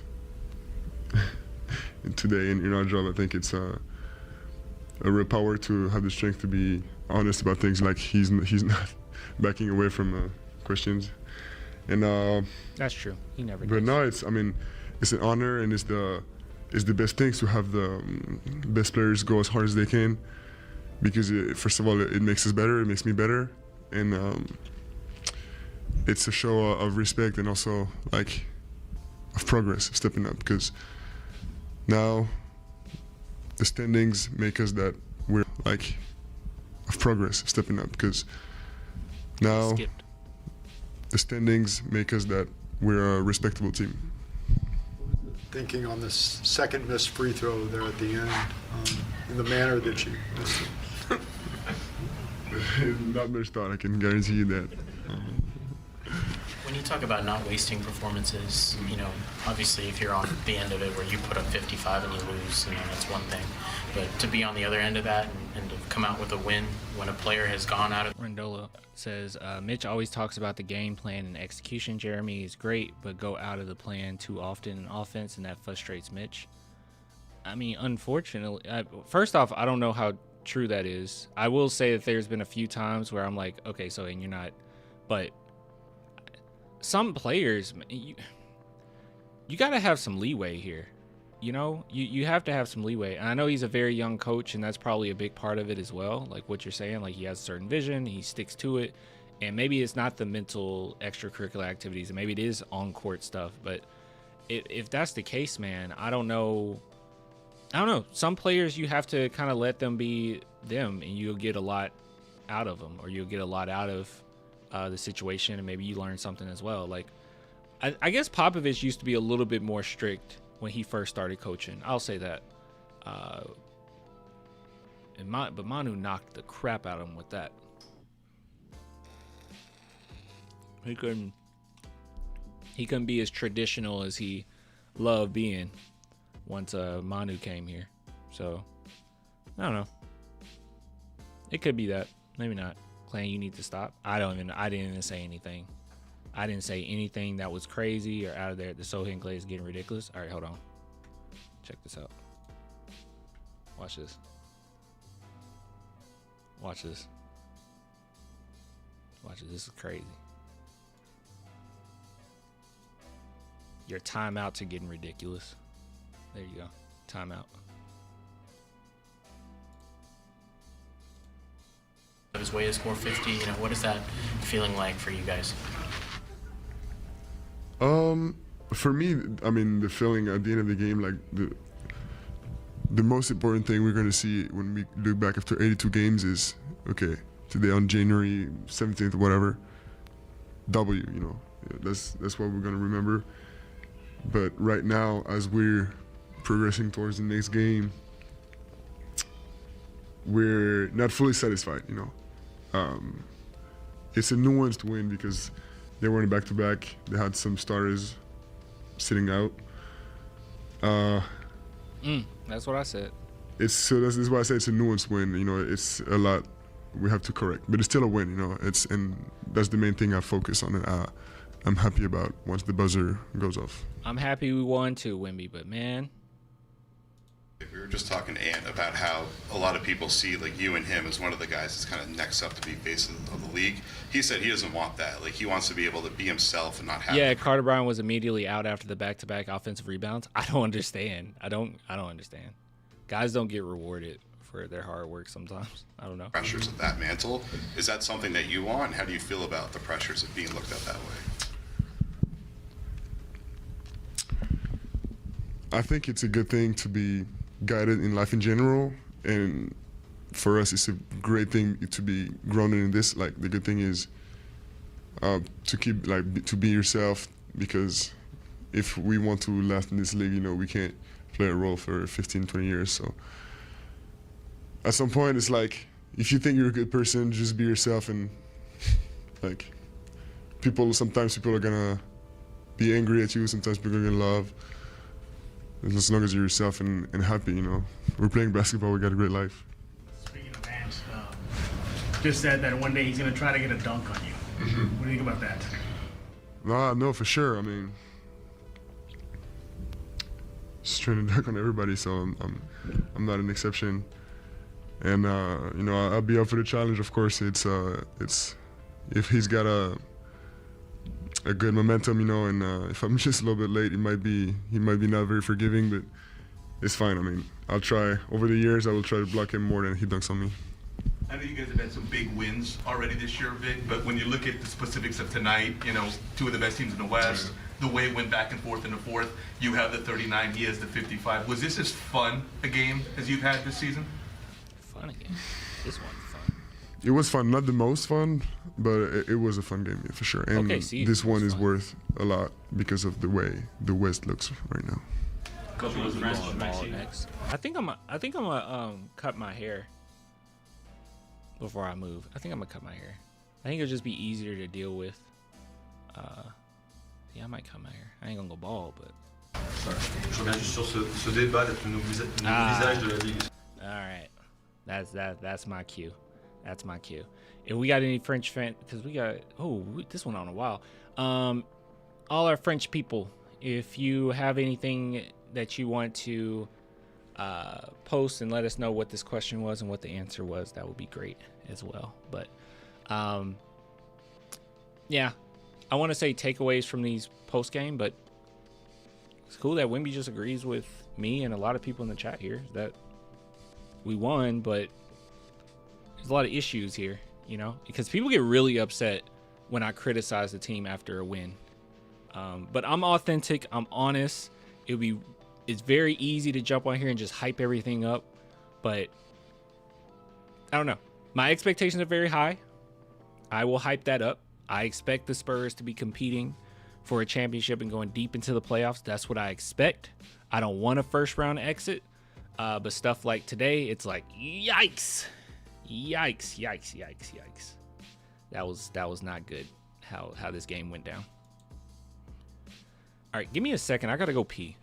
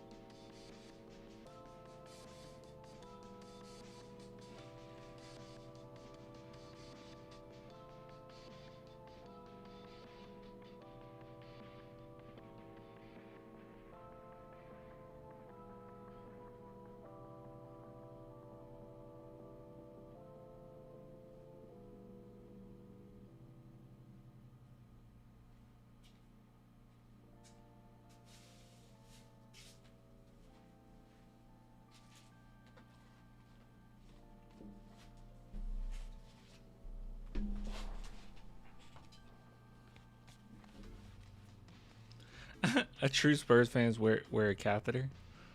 Oh my god. Woo. Bam. Woohoo, timeout. The Alamo Dome's Duo won it for us.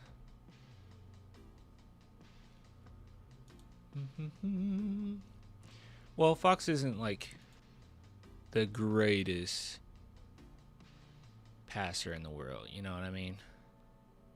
He's not the best in the world.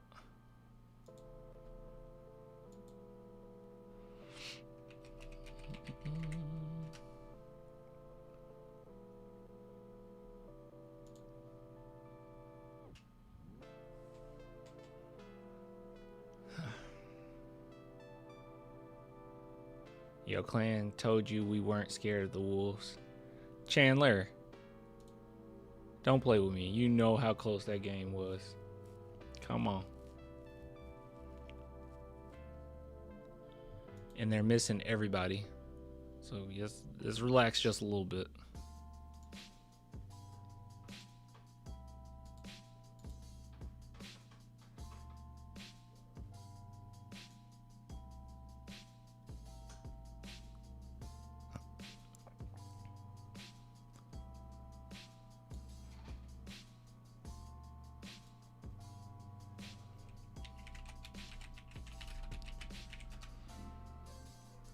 Oh, let me bring this up. So, once again, if you guys are interested in some merch, clanthemerchfan.com. I will be closing down the shop fairly soon because of the huge move that's coming up. But if you guys want to support, please head on over to Clan the Merch Fan and get yourself some merch, man. But yeah, so just be patient with me as far as fulfilling orders. It takes a while. So, you know, you won't get it like in a week or 2 weeks. Like, it's going to be a minute because I have to fulfill it and I do everything myself. So at the end of the month. So if you guys are interested, just head on over to Clan the Merch Fan and at least check it out and see if there's any designs you like, you know? So I do appreciate the love, nonetheless. So, go check that out. But yeah, Clan was worried about the Wolves. You know they came back and nearly beat us, and they're missing Gobert. Like, I'm happy we won. But man, I still don't like how we play them, and that type of stuff will cost us a playoff series.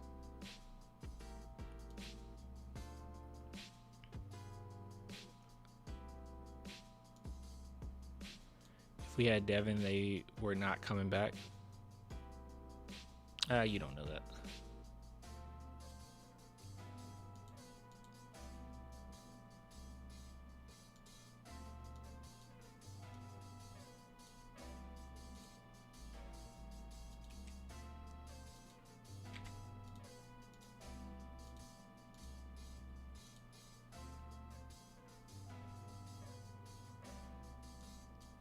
And strengths in clutch playoff games. I guess it depends on if you see us as a clutch playoff game or not, because he did shrink against the Thunder, but I mean they have phenomenal defenders over there, perimeter defenders, so there's that. But we could very well end up being his Memphis Grizzlies that he just demolished, or other teams that he has just demolished. But it's like a mentality thing, I think, sometimes with the Wolves.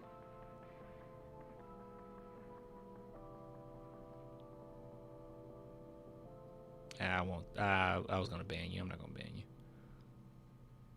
I'll leave you alone. KNTZ. We can all be wrong sometimes. I have mercy on you. All right, let's see. And Popovich disagrees with you, so there's that. I almost did it. Nah, give him some leeway. Give him some leeway.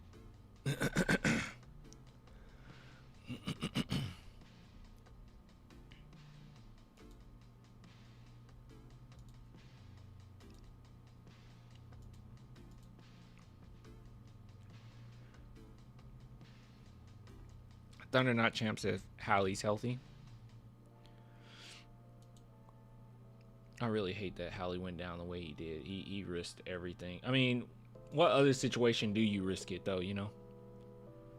Like, I want to say like, oh, you shouldn't have risked it. But what other situation like you had to?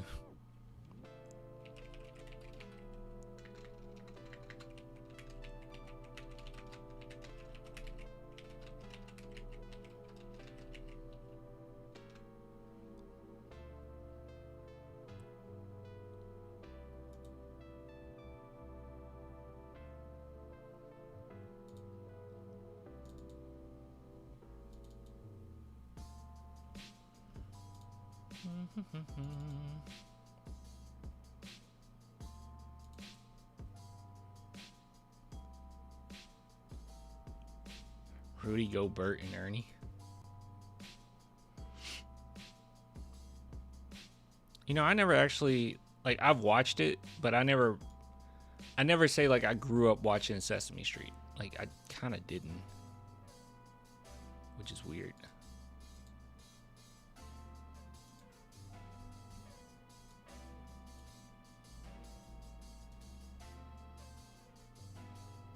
Luka Doncic traded. Just kidding. I'm still blown away by that trade. Him trading Luka the way he traded Luka is crazy. And people allowed that. No one should have allowed Nico Harrison to do that.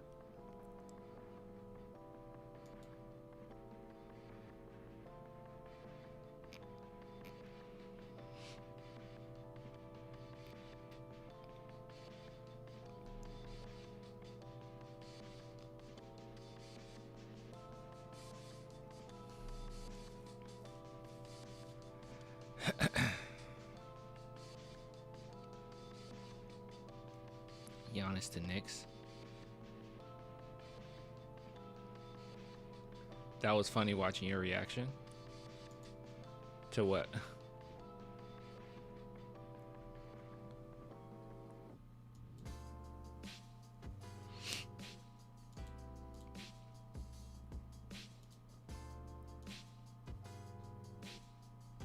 Wait, really?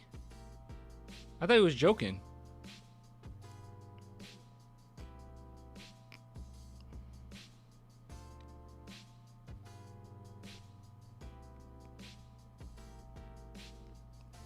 Y'all trolling me. Give me 1 second.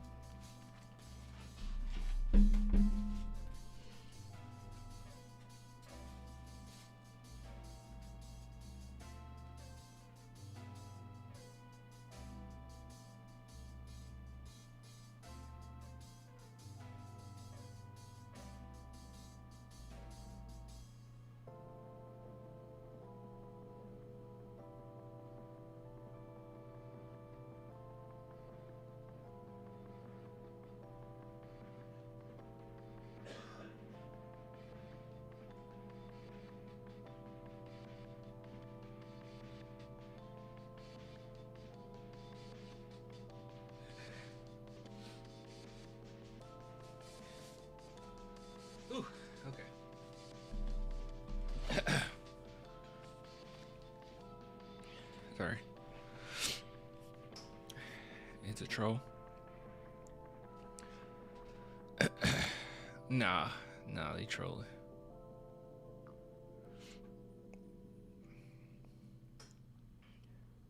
Cause I'm thinking, why would Knicks even do that?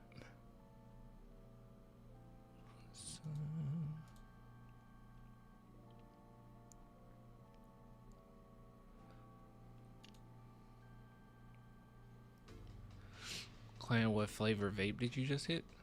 I don't vape.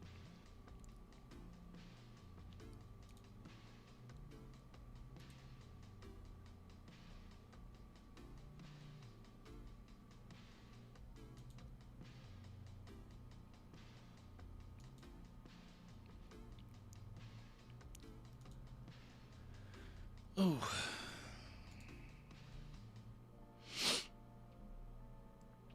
Figure's a troll. That doesn't make sense.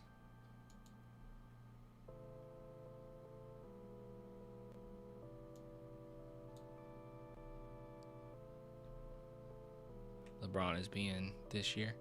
LeBron is such a, well, Luka. I'll be honest, Luka has really been irritating me. I know he's always been kind of like this, but I'm like, God, he cries so much. It's crazy how often he cries.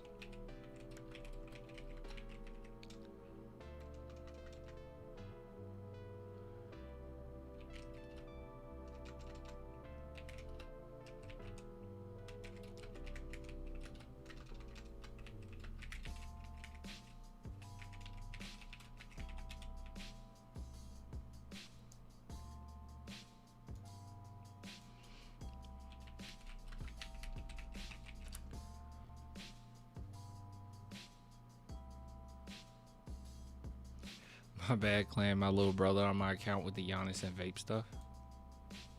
That's okay. Happens. It happens. I don't think Giannis is going to be traded. It looks like what's going to happen is they're going to make a deal to help Giannis. At least that's what how it's coming across. And that's what it seems like is going to happen. Which that could be Ja Morant. But in my opinion, I mean, they keep just like putting a bandage on a wound, you know, like putting a Band-Aid on it. And it's like, I don't think that's going to work, man.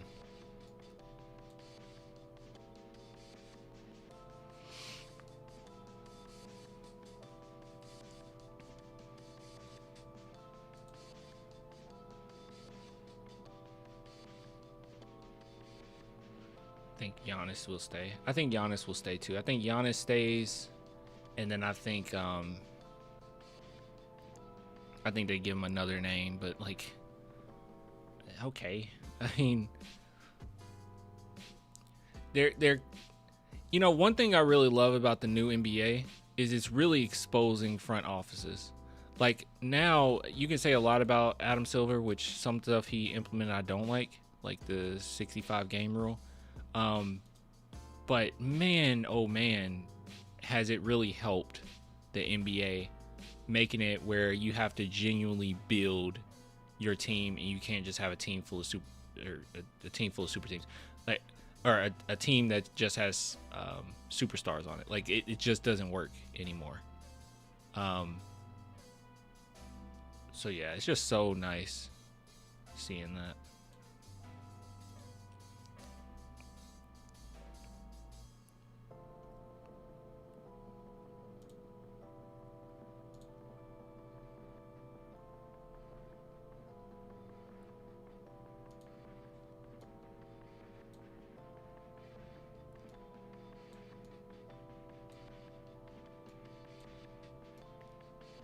It was a good night for us. It's a bittersweet win. It's like one of those, like, I'm happy we won, we took care of business, we finished strong, but it was also a lot of, hey, we kind of shot ourselves in the foot here, and a lot of this shouldn't have happened to begin with, you know? So it's kind of bittersweet. It's cool though. Giannis' attitude cannot last in Milwaukee. The frustration by him shows every game. It seems like he's not content, but he doesn't want to leave. I don't think he's asked out yet. I don't understand that at all, bro. Like, ask out. The amount of loyalty that you're having here is unhealthy. It's like an unhealthy level of loyalty. Even me being a Spurs fan, if I felt like our front office was just like screwing stuff up and they bringing in Doc Rivers to coach me or coach our players, like I would want Wemby to go. It's like it's kind of like when I was with the Cowboys, right? Like, you guys know I'm a Cowboys fan, unfortunately, but I haven't been watching. I've stopped watching. It's just too much from Jerry Jones. Like, I'll start back watching once Jerry retires, I guess. But he's just so awful. So I've stopped watching, but this whole time I've said I hope Dak leaves. Like, Dak needs, like, I just don't think he's gonna get a championship with us. It's like Dak just needs to leave. Just leave, go somewhere else, and get a championship. And that's how I feel.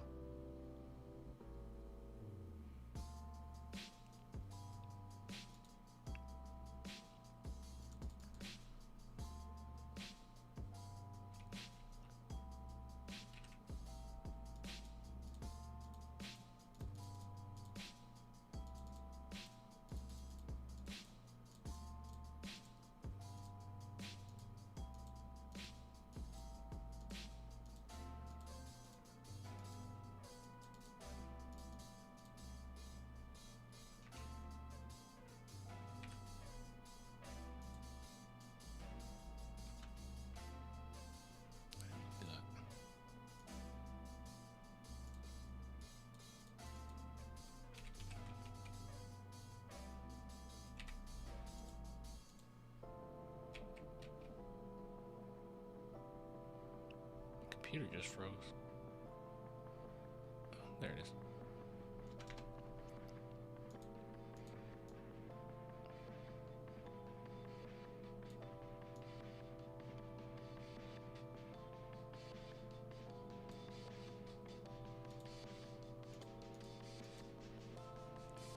Trying to do something, but it's acting weird. There we go. Can we go back to Mitch slander? Sure, what you want to say about him? Mitch Johnson, I don't think he's a bad coach. I think he's just a young coach. But some things, it just seems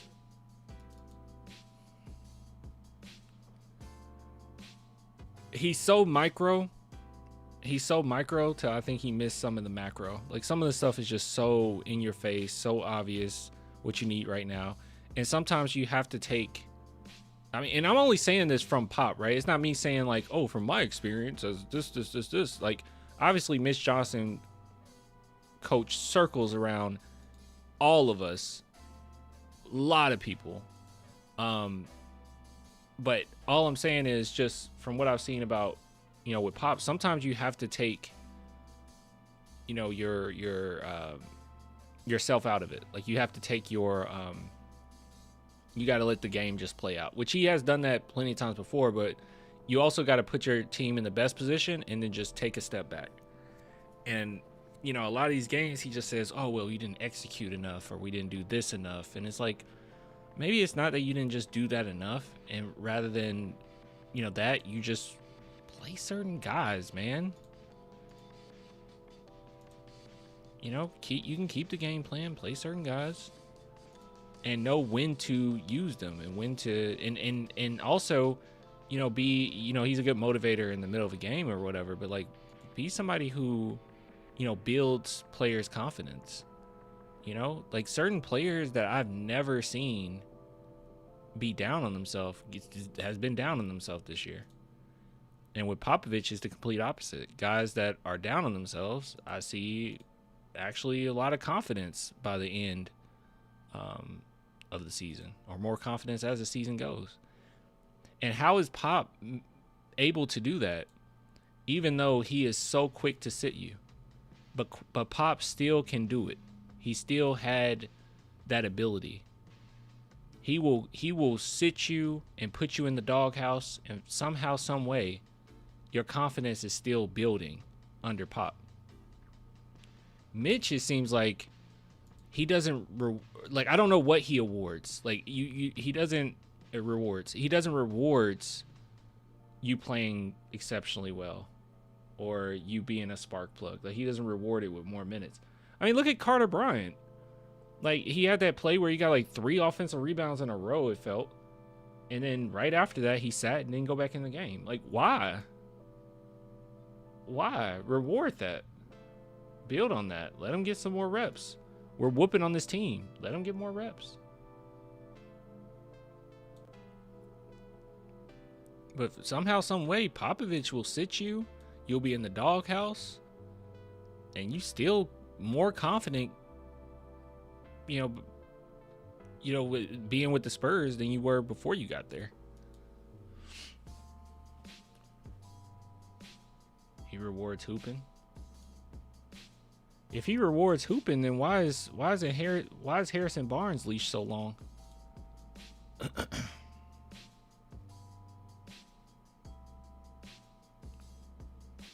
That's such a tired look, K and TZ. It's tired, man. It's a tiring statement to just say he can't shoot, therefore that's why he does not play. Steph Castle is not a good shooter. Harrison Barnes is shooting 23% over the course of the last 10 games. There was a stretch where Keldon shot really poorly. Like, our team isn't a great three-point shooting team. Like, that's a silly statement, especially when a player hasn't really gotten the opportunity where you're putting him at backup center for a big chunk of the season. You put him in for a little bit, and when he finally looked okay, he looks confident.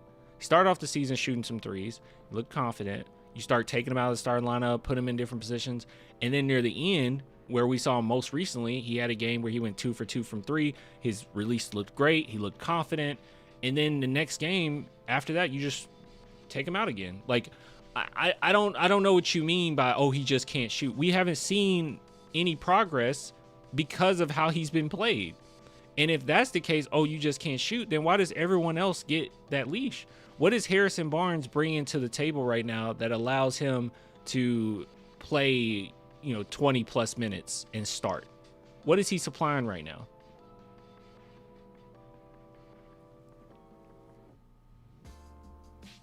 And by the way, I do believe that he should be in the rotation. My only point is, it seems like a lot of guys, regardless of how poorly they're shooting, or if Steph Castle gives you 7 or 8 turnovers in a game, he still plays. He doesn't sit. And he can't shoot. So that's just a tired argument. That's not, I don't think that's like reality. I think that's an easy go-to to just say, well, he can't shoot. Why do you think he don't play him? Why does everyone else play? Because what you'll tell me is, oh, well, Castle can defend.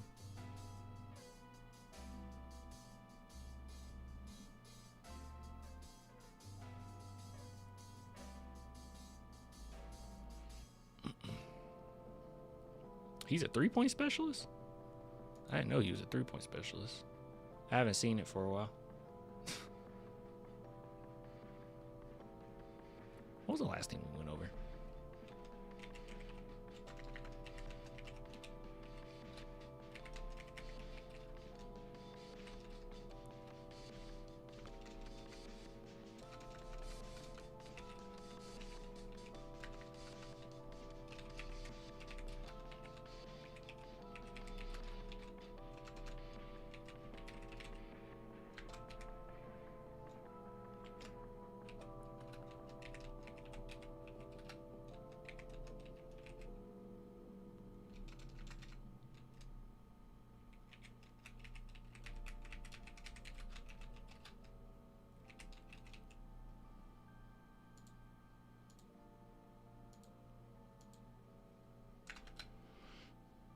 I wonder if I should do like a, oh, there's, cool.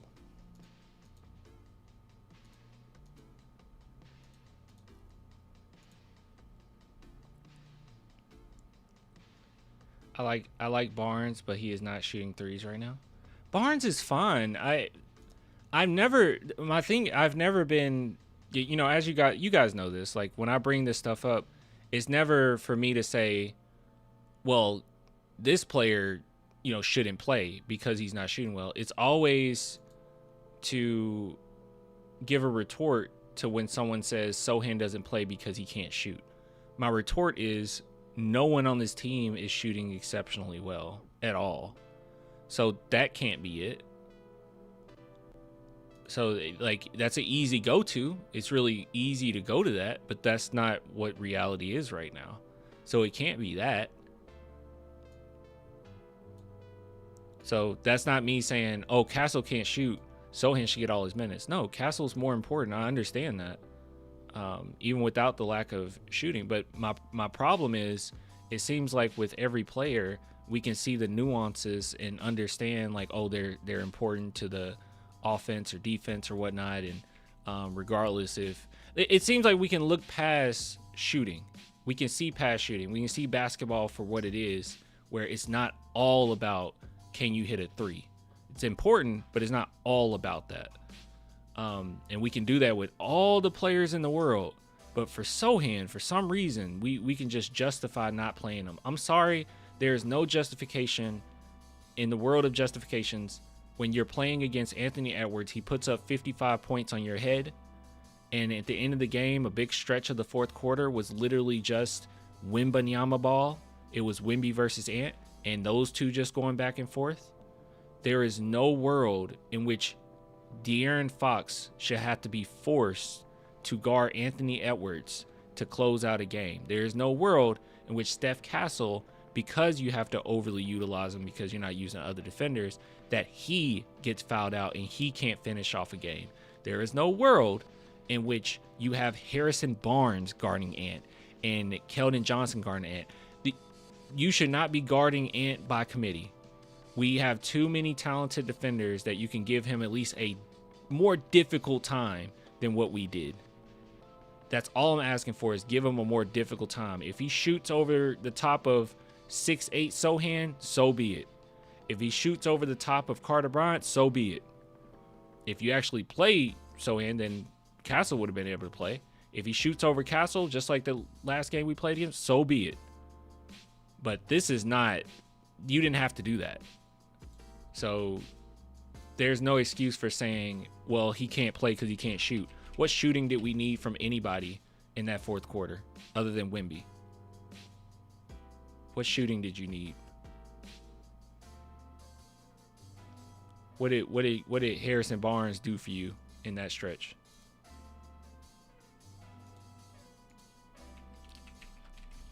Oh, he spaced the floor. No, he didn't. Go watch it. Watch the replay. Wasn't spacing the floor. Brings a little bit of toughness. Great defense. Some big plays. I mean, not everything is super measurable.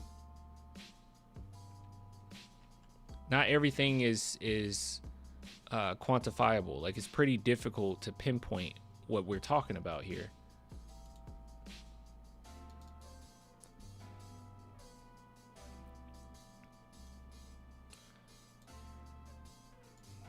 I just want Mitch gone, man. We winning games feels like we'll only delay the inevitable. I don't see him getting creative in the playoffs even after having 2-3 seasons under his belt. Well, he's a very young coach, and he's making very young coach decisions. But that thing, man, I don't want to, unless it's like a crazy trade, I don't want to miss out on this talent here. This isn't a Lonnie Walker situation. Look, I appreciate everybody coming through.